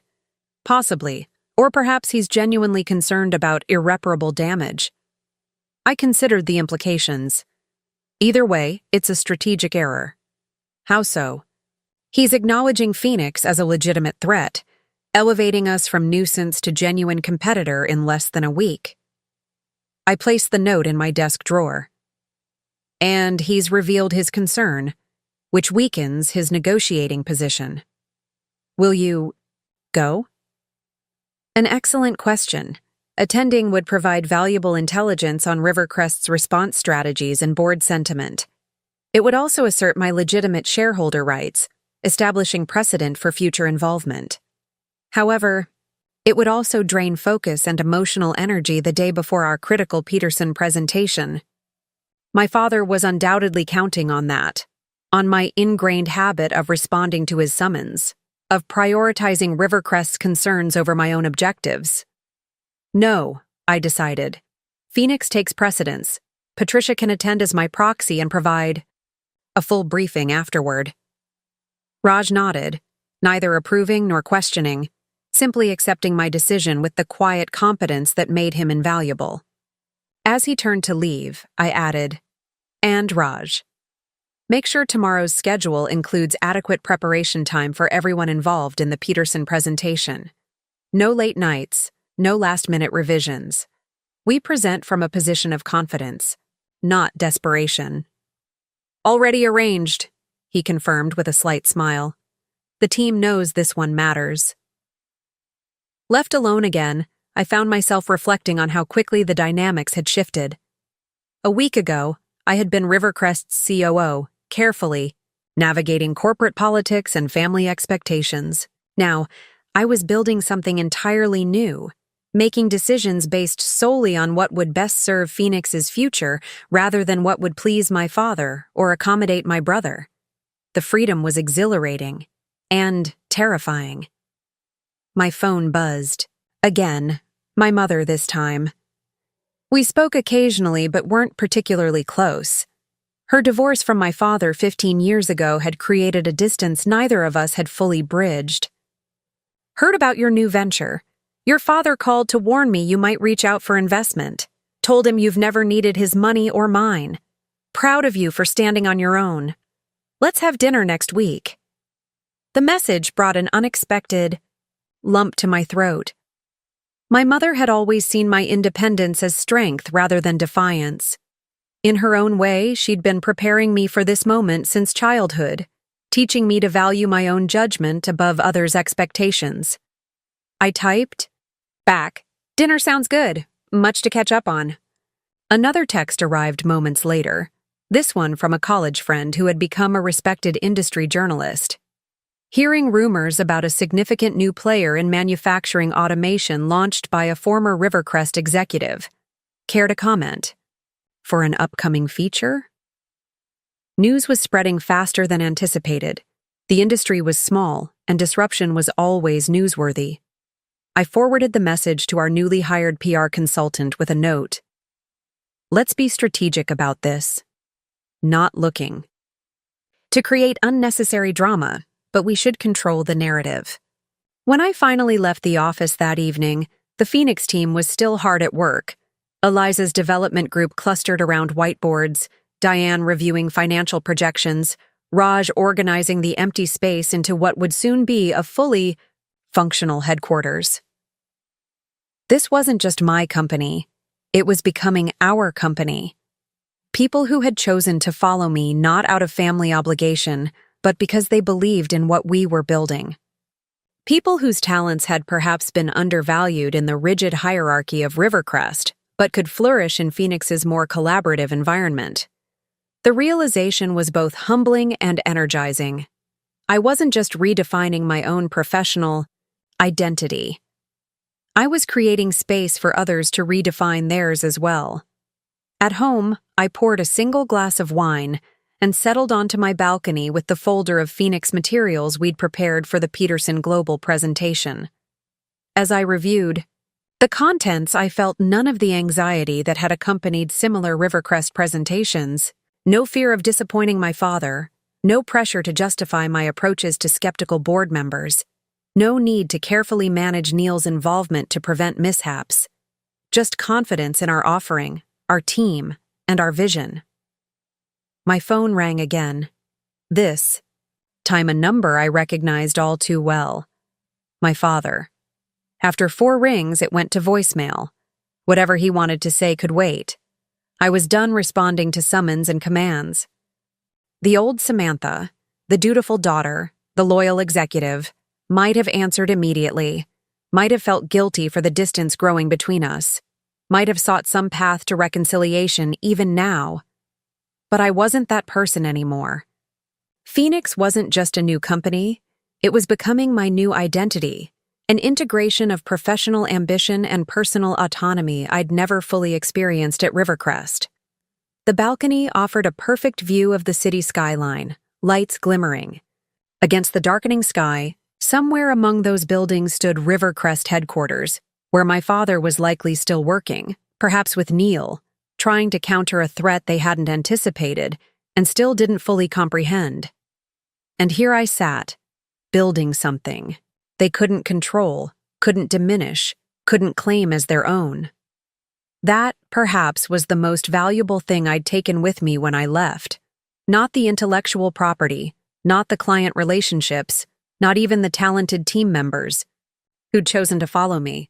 I'd taken my future, and that was worth more than any title my father could have bestowed or withheld.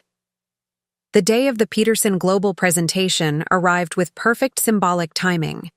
Exactly 1 week since my father had announced Neil as CEO. In 7 days, I had resigned from Rivercrest, incorporated Phoenix, assembled a core team, and prepared to potentially secure our first major client. I arrived at our office at 6:30 a.m., wanting quiet time to review the presentation materials one final time before the team arrived. The sun was just beginning to illuminate our open concept space, casting long shadows across the newly installed workstations. In the conference room, the presentation equipment had been meticulously set up the previous evening. Interactive displays embedded in what appeared to be traditional wooden walls, a demonstration station where the automation system interface would project onto a sleek glass table, comfortable seating arranged to encourage collaboration rather than hierarchy. Patricia had called the night before with a detailed report from the Rivercrest board meeting. Your father spent 40 minutes discussing the temporary disruption caused by your departure, she had explained. 3 board members asked pointed questions about succession planning and why they weren't consulted earlier about Neil's appointment. And Neil? I had asked, curious about my brother's performance. Visibly uncomfortable, Patricia had replied. Especially when the CFO presented projections showing significant revenue impact if Peterson Global reduces their contract scope. This intelligence confirmed what I'd suspected. Rivercrest was vulnerable, and today's presentation could potentially shift the industry landscape dramatically. Not just for Phoenix and Rivercrest, but for manufacturing automation as a whole. Diane arrived at 7:15, coffee in hand. Couldn't sleep either, she asked, setting a cup on my desk. More like strategic early arrival, I replied with a smile. Everything ready? Absolutely. She handed me a tablet with the final presentation flow. The team will be here by 8 for final preparations. Peterson's delegation arrives at 10. I reviewed the agenda, noting the careful sequencing, beginning with broad industry challenges, transitioning to specific inefficiencies in current systems, then unveiling Phoenix's enhanced solutions as the natural evolution of manufacturing automation. Not once did the presentation explicitly mention Rivercrest or position Phoenix as a competitor. We didn't need to. The improvements would speak for themselves. This is excellent, Diane. Professional, focused on value rather than competition. Gerald helped refine the approach, she acknowledged. He suggested emphasizing forward-looking solutions rather than comparisons to existing systems. Said, Peterson's board responds better to innovation than criticism. Gerald's insights into client psychology were already proving valuable. His understanding of key decision-makers' preferences and priorities gave Phoenix an edge that raw technical superiority alone couldn't provide. By 9, our office hummed with focused energy.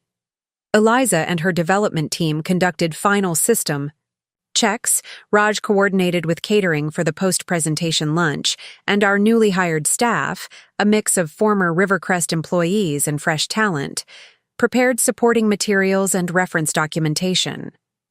They're here, Raj announced at 9:50, glancing at his tablet. 6 executives including their CEO, CTO, and CFO. I smoothed my charcoal suit, different from the one I'd worn to confront my father, but equally powerful. Let's welcome them. As the Peterson delegation entered, I noted their expressions carefully. Curiosity, certainly. Skepticism, predictably. But also something less expected. Eagerness.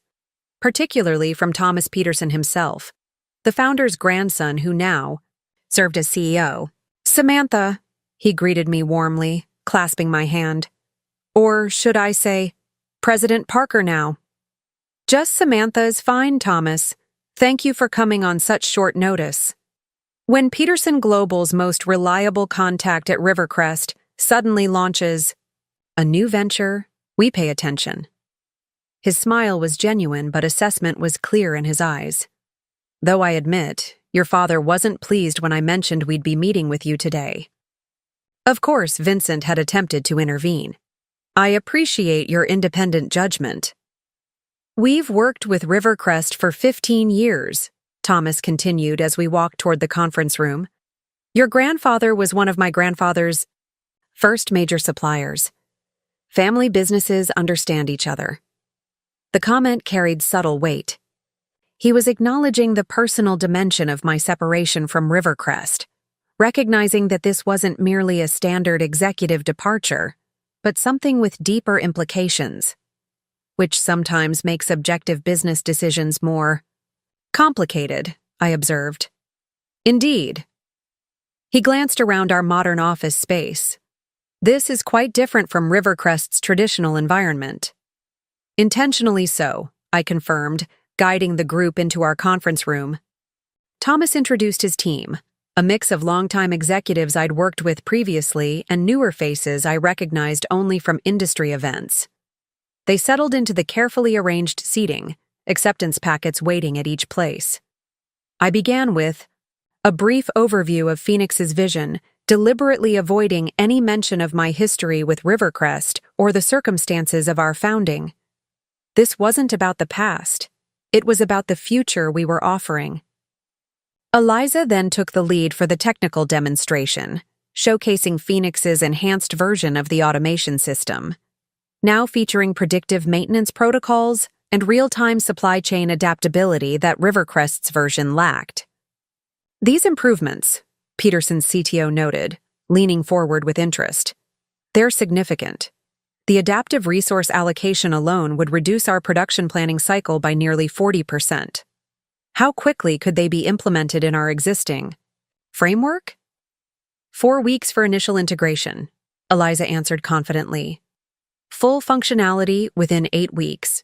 We've designed an implementation schedule specifically for Peterson's requirements.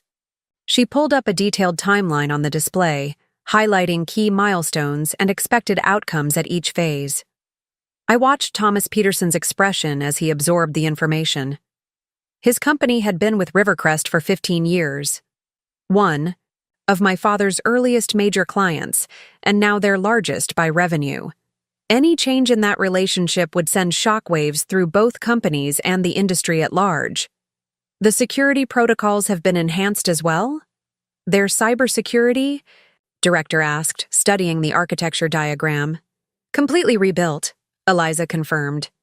We've implemented quantum-resistant encryption protocols and distributed authentication frameworks that exceed current industry standards by several generations. Technical questions continued for nearly an hour, growing increasingly specific and detailed, a sign of genuine interest rather than polite courtesy. Our team handled each inquiry with precision and confidence, the preparation of the previous days evident in their comprehensive responses. Cost structure? Peterson's CFO inquired, ever practical. Diane stepped forward, outlining our pricing model, deliberately set just below Rivercrest's current rates, despite offering enhanced functionality. We've structured both subscription and perpetual licensing options, she explained, displaying the comparative analysis. Both include quarterly update packages and priority support channels. As the formal presentation concluded, Thomas asked the question I'd been anticipating. And Rivercrest? How would this affect our existing manufacturing contracts? The room quieted, all attention focused on my response. This was the crux of the entire proposition, the delicate balance between disruption and continuity that would determine Peterson's decision. Phoenix doesn't compete in manufacturing, I explained carefully. We're focused exclusively on automation technology. You could maintain your production relationship with Rivercrest while transitioning automation services to us. A phased approach that minimizes disruption to your operations, while maximizing disruption to Rivercrest's business model, Thomas observed shrewdly. I didn't deny it. The automation system represents significant value in your relationship with Rivercrest, value that originated with my team, most of whom have joined Phoenix. And legally? Their general counsel spoke for the first time, his expression professionally neutral. The intellectual property rights are clearly established, I assured him. Patricia Harrington has prepared a complete documentation package for your legal team's review. Everything is above board and properly registered, including the contractual transition provisions, he pressed. Especially those. I met his gaze directly. The original licensing agreement between myself and Rivercrest included specific clauses regarding leadership changes and intellectual property control, all properly executed and witnessed at the time of implementation. This seemed to satisfy him, though I knew their legal team would scrutinize every comma and clause before any agreement was finalized. The presentation continued with a detailed implementation roadmap, demonstration of client-specific customization options, and in-depth security briefing. By the time we broke for the catered lunch, the energy in the room had shifted noticeably, from professional curiosity to active engagement, with Peterson's team asking questions that presumed collaboration rather than merely exploring possibilities. During lunch, their executives dispersed to mingle with our team, technical specialists engaging with Eliza's developers, operations personnel discussing integration timelines with Raj, finance representatives reviewing contract details with Diane. Thomas remained with me, observing these interactions with evident interest. Your team is impressive, he noted as we moved to a quieter corner, especially considering how recently you've assembled them. Most of us have worked together for years, I explained, just in a different environment. At Rivercrest. He didn't phrase it as a question, which raises concerns about potential non-compete issues. Already addressed, I assured him. Patricia Harrington has vetted each employment contract individually. Everyone here is legally clear to work with Phoenix without restriction. Vincent was always careless with legal details he considered administrative, Thomas observed with surprising insight. Something your grandfather never would have allowed. The comment revealed deeper knowledge of Rivercrest's history than I'd expected. You knew my grandfather well? Well enough to understand the differences between his leadership and your father's. Thomas studied me with renewed interest. Joseph Parker built Rivercrest on relationships and innovation. Vincent transformed it into a traditional hierarchy with traditional limitations. And now? I asked, curious about his assessment. Now, Rivercrest faces a choice between evolution and obsolescence. He gestured toward the interactive displays where our system architecture was still visible. This technology represents the future of manufacturing automation. The question is whether Rivercrest can adapt without you. When the formal portion of the visit resumed, the discussion shifted from technical specifications to practical implementation, contract, structures, transition timelines, support protocols. These weren't hypothetical discussions. They were the detailed negotiations that preceded actual partnership decisions. As the meeting concluded, Thomas remained behind as his team filed out to their waiting cars. "Walk with me?" he suggested, gesturing toward the windows overlooking the city. I joined him, curious about what he wanted to discuss privately. "Your father called me personally 3 days ago," he began, gazing at the skyline. "First time in nearly 5 years he's reached out directly rather than through account managers. Wanted to assure me that Rivercrest's transition would be seamless despite your departure." I waited, letting him continue. "I've known Vincent Parker for 20 years, Thomas said thoughtfully. Respected him. But I've watched Rivercrest's evolution over the past decade, and it's been clear to anyone paying attention who was actually driving innovation there." He turned to face me directly. "The automation system changed everything for us. Reduced our production planning cycle from weeks to days, integrated our supply chain in ways we hadn't thought possible. That wasn't Vincent's vision. It was yours." I acknowledged this with a slight nod, careful not to appear boastful. "Why did you really leave, Samantha?" Beyond the official story, Vincent's people are sharing about pursuing independent opportunities. The question was direct, personal, crossing the usual boundaries of business relationships. But Thomas Peterson wasn't just any client. He represented the kind of partnership that could define Phoenix's future.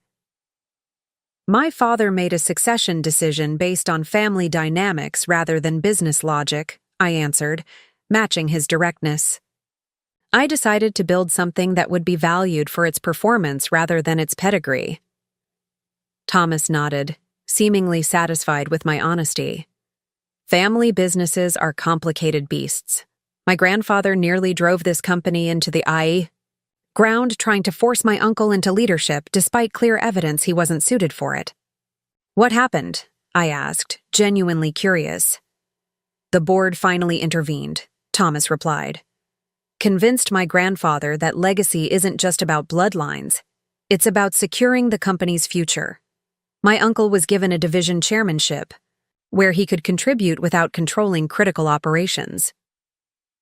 A more elegant solution than my father had considered with Neil, one that might have worked at Rivercrest, had Vincent been willing to prioritize company health over absolute control.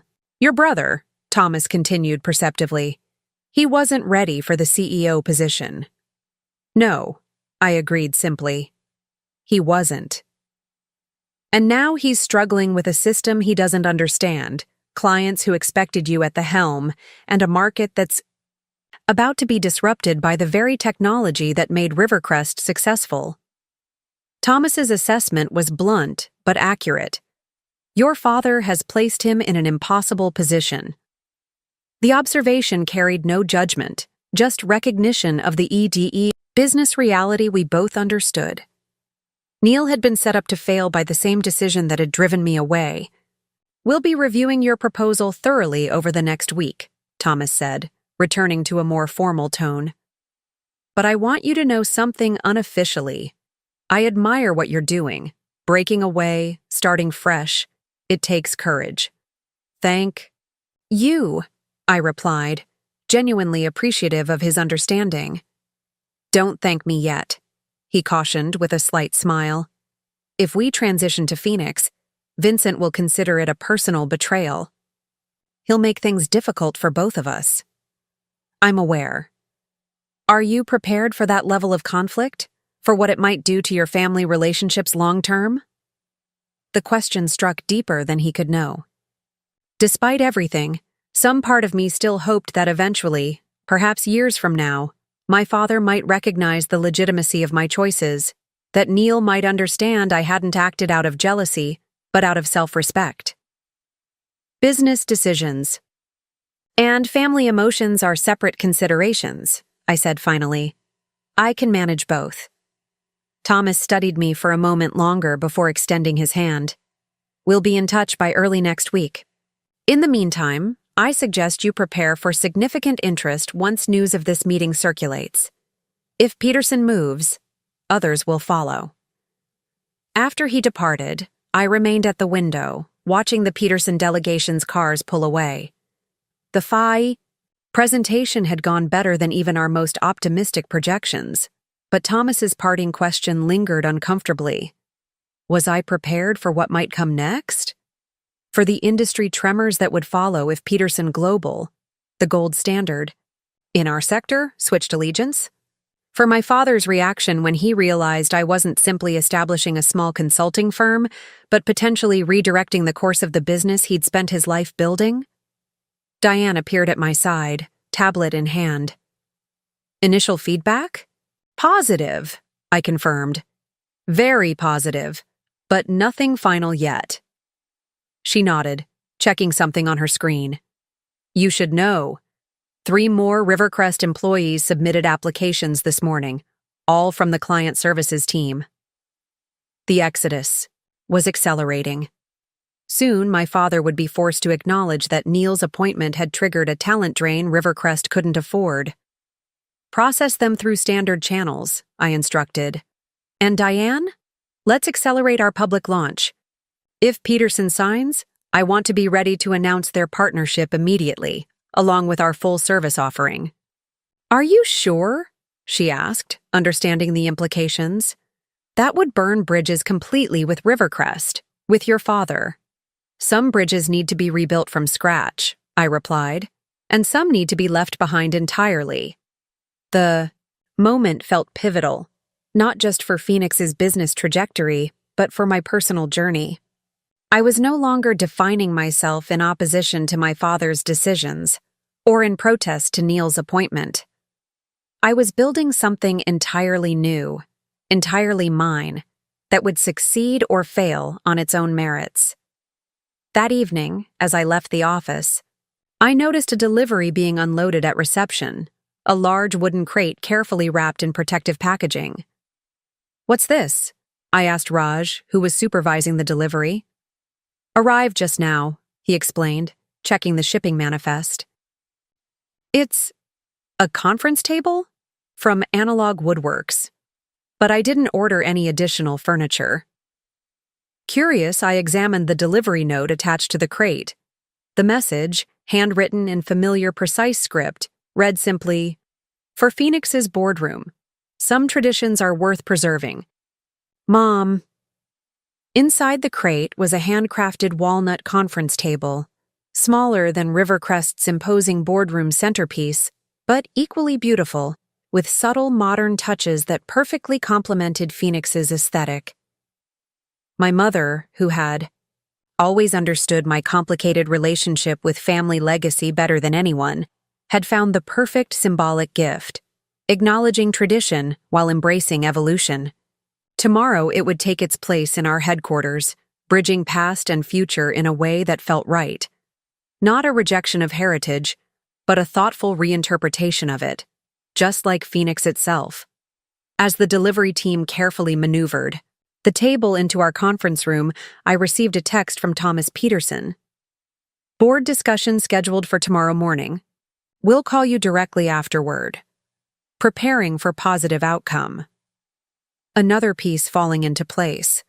Another step toward Phoenix's emergence as not just a competitor, but a market leader in its own right.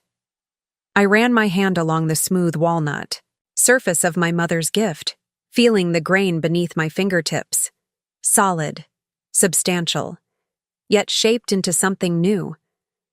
The wood itself carried history, growth rings marking years of development, now transformed into something both functional and beautiful. It's perfect, I told Raj, who was overseeing the final positioning. Exactly what this space needed. He studied it thoughtfully. Balances the modern technology with something timeless. Smart design choice.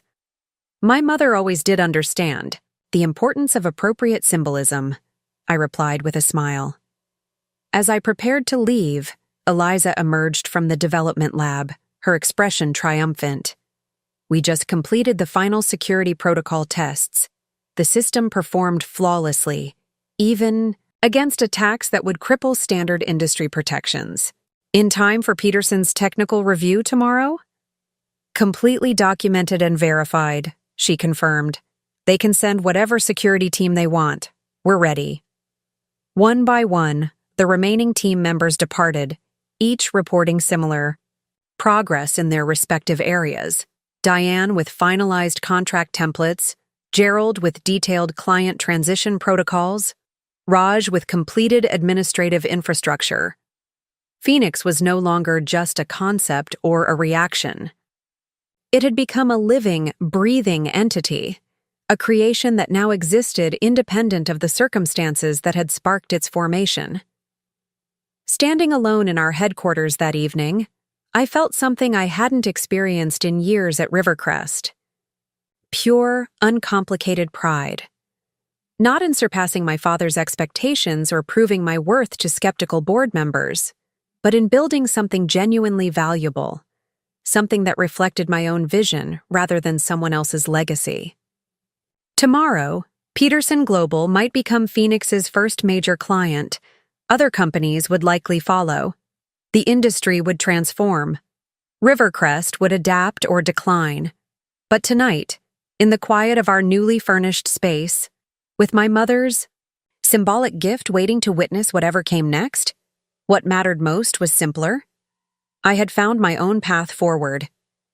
The table would remain long after the current business turbulence settled, a reminder that some traditions truly were worth preserving, but always on our own terms, always shaped to serve our future, rather than merely echo our past. 3 months. After Phoenix Automation's launch, I stood at the window of our expanded office space, watching new workstations being assembled for the 12 additional employees we'd hired to handle our growing client base. What had begun as an empty industrial loft now hummed with purpose and innovation, sleek glass partitions defining collaborative spaces, our development lab equipped with cutting-edge technology, and at the center of our conference room, my mother's walnut table that had witnessed every major decision since our founding. The Peterson Global contract, signed just 8 days after our initial presentation, had indeed created the industry ripple effect Thomas had predicted. 3. More major clients had followed their lead within the first month, with another 5 in final negotiations now. Our revenue projections, originally calculated for year-end, had been reached in just 14 weeks. Phoenix was no longer an upstart or a curiosity. We had become a legitimate market force. My phone buzzed with a text from Diane. Rivercrest. Quarterly results just released. Stock down 18%. Earnings call in 30 minutes. Conference room ready if you want to listen. I hesitated only briefly before replying. I'll be there. This would be Neil's first earnings call as CEO, a baptism by fire given the numbers. Part of me felt sympathy for my brother, thrust into leadership without adequate preparation or understanding. Another part recognized the inevitable consequences of my father's decision to prioritize family loyalty over business logic. In the conference room, Diane had already connected to the earnings call. Eliza joined us, along with Gerald, whose client relationships had proven even more valuable than anticipated. We listened in professional silence as Neil's voice, noticeably strained despite obvious attempts at confidence, detailed Rivercrest's transitional quarter and temporary setbacks due to system reconfiguration. The euphemisms couldn't disguise the reality reflected in the numbers. Revenue down 22%, operating margins compressed by nearly a third, client attrition accelerating beyond their initial projections. The analyst questions grew increasingly pointed as the call progressed. focusing particularly on Rivercrest's technology strategy and competitive response to Phoenix's emergence. My father joined for the Q&A portion, fielding the more technical questions Neil struggled with. His voice carried the controlled precision I knew so well, the tone he used when negotiating difficult situations, revealing nothing of the emotion surely simmering beneath the surface. When an analyst directly asked about client departures to Phoenix Automation, Vincent's response was clipped but revealing. We're focused on our core manufacturing business. Some clients have chosen to diversify their technology vendors, but Rivercrest's fundamental production capability remains unmatched in the industry. A partial truth that acknowledged reality while attempting to minimize the impact of Phoenix's emergence. Classic Vincent Parker messaging. When the call ended, I turned to my team. Thoughts? They're pivoting, Eliza observed. Trying to reframe Rivercrest as primarily a manufacturing company that happens to use technology rather than an integrated solution provider.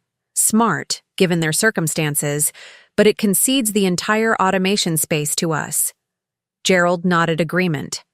They've lost 4 key accounts completely in addition to the partial transitions we've seen. The manufacturing-only strategy might stabilize them, but at significantly reduced margins. They've also slashed R&D budget by 40%, Diane added, reviewing the detailed financial statements. Short-term thinking that will hurt them long-term. And the new technology leadership? I asked, curious about who had taken over my former responsibilities. An outside hire from Meridian, Gerald supplied. Experienced but conventional. Unlikely to develop anything revolutionary enough to win back market share. I absorbed this analysis silently.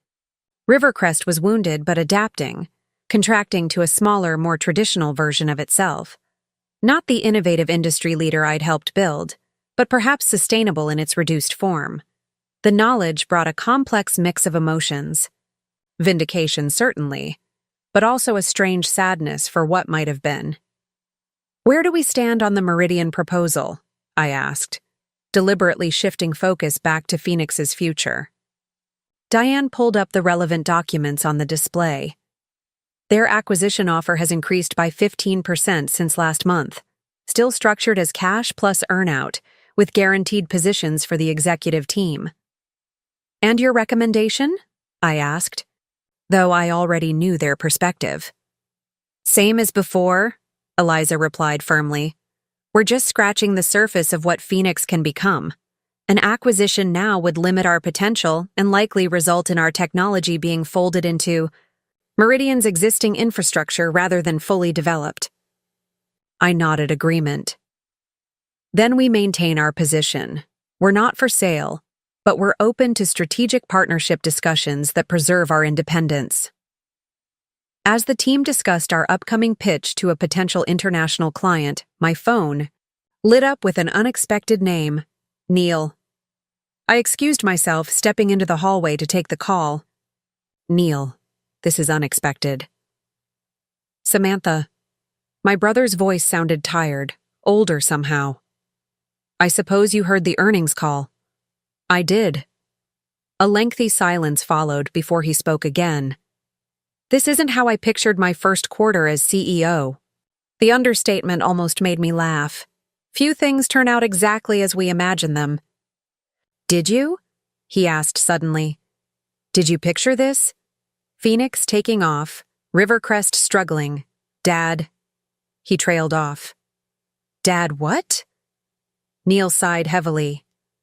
He's not well, Sam. The stress of everything, your departure, the client losses, the stock price. His doctor is concerned about his heart. The news struck harder than I'd expected. Despite everything, Vincent Parker was still my father. I'm sorry to hear that, I said, meaning it. He won't admit it, of course, Neil continued. Still working 16-hour days, refusing to delegate anything important. But I can see it taking a toll. He looks older. Much older than just 3 months ago. I could picture it easily. My father driving himself relentlessly, viewing Phoenix's success as a challenge to be overcome through sheer force of will. He had always responded to setbacks by working harder rather than reconsidering his approach. "Is he following medical advice?" I asked, genuine concern overriding our professional conflict. "Barely. You know how he is about doctors." Another heavy sigh. "But that's not why I called." "Why did you call, Neil?" "Would you—" He hesitated. "Would you consider meeting with us? Not a reconciliation necessarily, just a conversation. About coexistence, if nothing else." I considered the request carefully. 3 months ago, I might have suspected a trap, an attempt to manipulate me through family obligation. Now, hearing the genuine strain in Neil's voice, I recognized something different, the humility that comes with facing one's limitations. "When? Tomorrow? Neutral ground, not Rivercrest." The relief in his voice was palpable. "There's a lot we should discuss." After arranging details, I returned to the conference room, finding my team waiting expectantly. "Everything okay?" Diane asked, concern evident in her expression. "Neil wants to meet. Apparently my father's health is suffering." Understanding passed between us.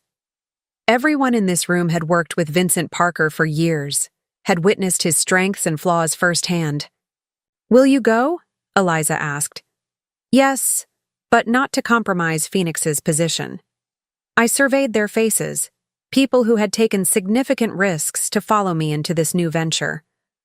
Whatever happens with Rivercrest, with my family, Phoenix continues. On the path we've established. That's non-negotiable. Their collective relief was visible. They weren't just concerned about business implications, they cared about me, about how this ongoing family conflict affected me personally. That evening, I met my mother for dinner at her favorite restaurant, a tradition we'd established in the months since Phoenix's launch. Our relationship had strengthened through weekly conversations that ranged from business strategy to family, history to the personal challenges of building something new. "Neil called," I told her as we settled at our usual corner table. "Asked for a meeting tomorrow. Says Dad's health is declining."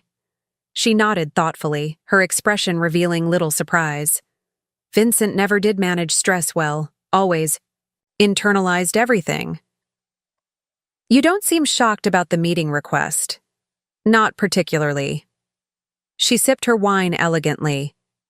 "Neil called me last week. I think he's finally understanding the impossible position Vincent put him in." This was unexpected. "Neil reached out to you? They've barely acknowledged your existence for 15 years. "Desperate times," she replied with a slight smile. "He had questions about the early days of Rivercrest, how Joseph, your grandfather, handled succession planning." "And what did you tell him?" "The truth. That Joseph recognized leadership potential based on demonstrated capability, not birth order or gender or family politics. That he would have chosen you without hesitation." The statement, matter of fact and without drama, carried the weight of both validation and loss. My grandfather, who had died when I was in college, had often told me I had the Parker business sense. I'd always believed he would have supported my advancement at Rivercrest.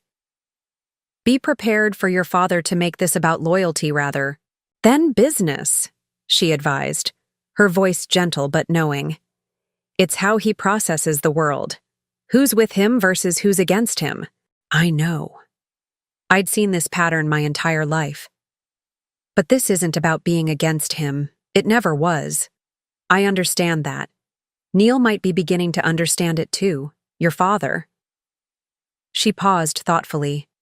Vincent has always confused control with success. It's why our marriage failed, and it's why he couldn't see your independence as anything but betrayal. Her insight, as always, cut to the heart of the matter. "What would you do?" I asked, valuing her perspective in a way I hadn't always appreciated. "Listen," she said simply. "Then make decisions based on what's true now, not what hurt in the past. The next morning, I arrived at the suggested cafe 15 minutes early, selecting a corner table with a view of both the entrance and the street beyond. Old negotiation habits die hard. Neil arrived precisely on time, alone, my father nowhere in sight. "He's not coming, is he?" I asked as Neil settled across from me. "No." My brother's expression was apologetic but resigned. He agreed initially, then changed his mind this morning. Said he wouldn't beg his daughter for professional courtesy. Some things never changed. Yet you still came. I still came. Neil studied me with new awareness. Because I've learned some difficult lessons these past months about the company, about leadership, about what you actually built while I was. While you were what? While I was playing at business, he admitted with surprising candor. Attending industry events, networking with clients, but never really understanding the operational foundation that made everything possible. His honesty was unexpected. The Neil I'd known 3 months ago would never have acknowledged such limitations. 3 weeks ago, he continued, our automation system crashed completely. Took down the entire production scheduling framework for 48 hours. The replacement we'd purchased couldn't handle our volume, and the developers we'd retained after your team left couldn't resolve the conflicts in the underlying code structure. I winced involuntarily. System failures of that magnitude could cost millions in lost production and missed deliveries. That's when I truly understood what Dad had done, Neil said quietly. He'd handed me a title without ensuring I had the knowledge or resources to succeed. Set me up to fail while blaming you for abandoning ship. Leadership has a way of revealing our gaps, I observed, not unkindly. He nodded, the shadows under his eyes testament to sleepless nights I knew all too well from my early years at Rivercrest. I've been trying to keep everything from collapsing. The automation system replacements we purchased are inadequate. Key people keep leaving. Clients still call asking specifically for you. It was the validation I might once have craved, but now it brought little satisfaction, only confirmation of what I'd already known. What do you want from me, Neil? From Phoenix? Coexistence, he said simply. Some arrangement that allows both companies to survive. A licensing agreement for the automation system, perhaps. Shared clients where it makes sense. And Dad? Does he know you're proposing this? Neil's slight grimace was answer enough. He'll come around when he sees the business logic. Eventually. Perhaps. Or perhaps Vincent Parker would view any compromise as capitulation, any cooperation as weakness. But that was Neil's challenge to navigate now, not mine. I'll have our team review potential collaboration frameworks, I said finally. No promises, but we'll consider it. Relief washed over his features. Thank you, Sam. As we parted ways, outside the cafe, Neil hesitated, then asked the question that had likely been on his mind throughout our meeting. Do you regret it? Leaving? Starting Phoenix? I considered my answer carefully, knowing it mattered beyond mere politeness. I regret that it came to this, I said truthfully. That it took such a dramatic break for me to build something that's truly mine. But no, I don't regret Phoenix itself. Sometimes the only way forward is to start fresh. Neil nodded slowly, understanding dawning in his eyes. He should have made you CEO. The simple acknowledgement, spoken aloud for the first time, landed with surprising weight. Not because I still needed the validation, but because it represented growth on Neil's part that I hadn't thought possible. Maybe, I conceded. But then Phoenix wouldn't exist. And I've discovered I'd rather be a founder than an inheritor. Back at Phoenix headquarters, my executive team waited expectantly in the conference room, gathered around my mother's walnut table. Their concern was evident, though they tried to maintain professional composure. Neil wants to explore potential collaboration. I explained, detailing his proposal. Thinks Rivercrest might be open to licensing our system rather than continuing with their inadequate replacement. And your response? Gerald asked carefully. I told him we'd consider it, which we will, objectively, strategically, without emotion clouding our analysis. Diane was already typing notes. We'll prepare a framework model with various options, from limited licensing to full operational partnership. With appropriate safeguards, Eliza added. Any arrangement would need robust protection for our intellectual property and clear boundaries on implementation scope. Their immediate focus on practical considerations rather than past conflicts confirmed what I already knew. This team, this company, was built on something more substantial than reaction to Rivercrest. We had moved beyond the circumstances of our founding to establish an identity defined by innovation rather than opposition. That evening, as Phoenix's offices quieted, I found myself alone in the conference room, seated at my mother's table. The polished walnut surface reflected the soft evening light, highlighting the grain patterns that made each section unique, yet part of a cohesive whole.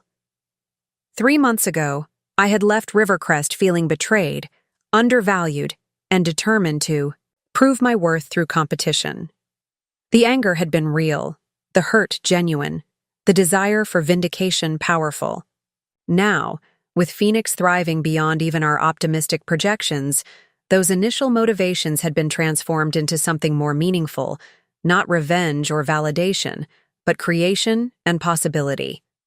We weren't just competing with Rivercrest. We were redefining what manufacturing automation could be, pushing boundaries my father had considered too risky to explore. My phone buzzed with a text message from my mother. How did it go with Neil? I typed back, better than expected. He's growing up. Dad's still refusing to engage. Her response came quickly. Vincent will hold out until the last possible moment. Always has.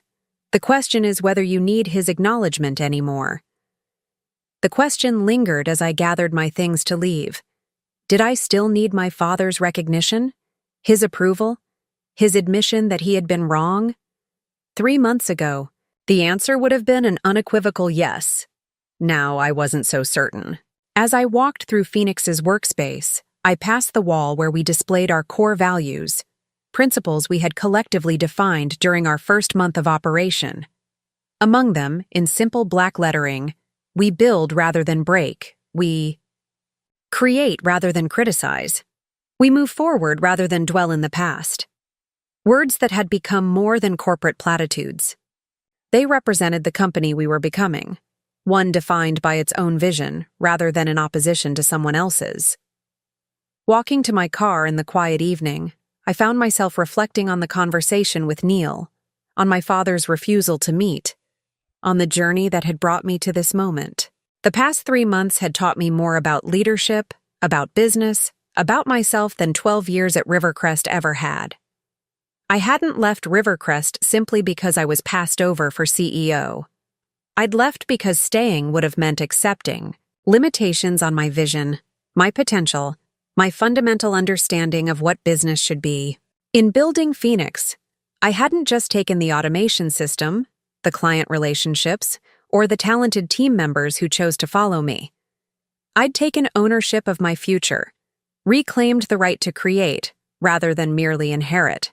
And that, ultimately, was worth more than any title my father could have bestowed or withheld.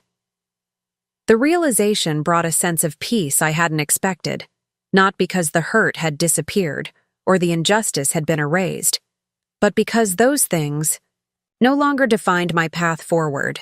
Phoenix would continue to grow, to innovate, to challenge industry assumptions, whether or not Vincent Parker ever acknowledged its legitimacy or my leadership.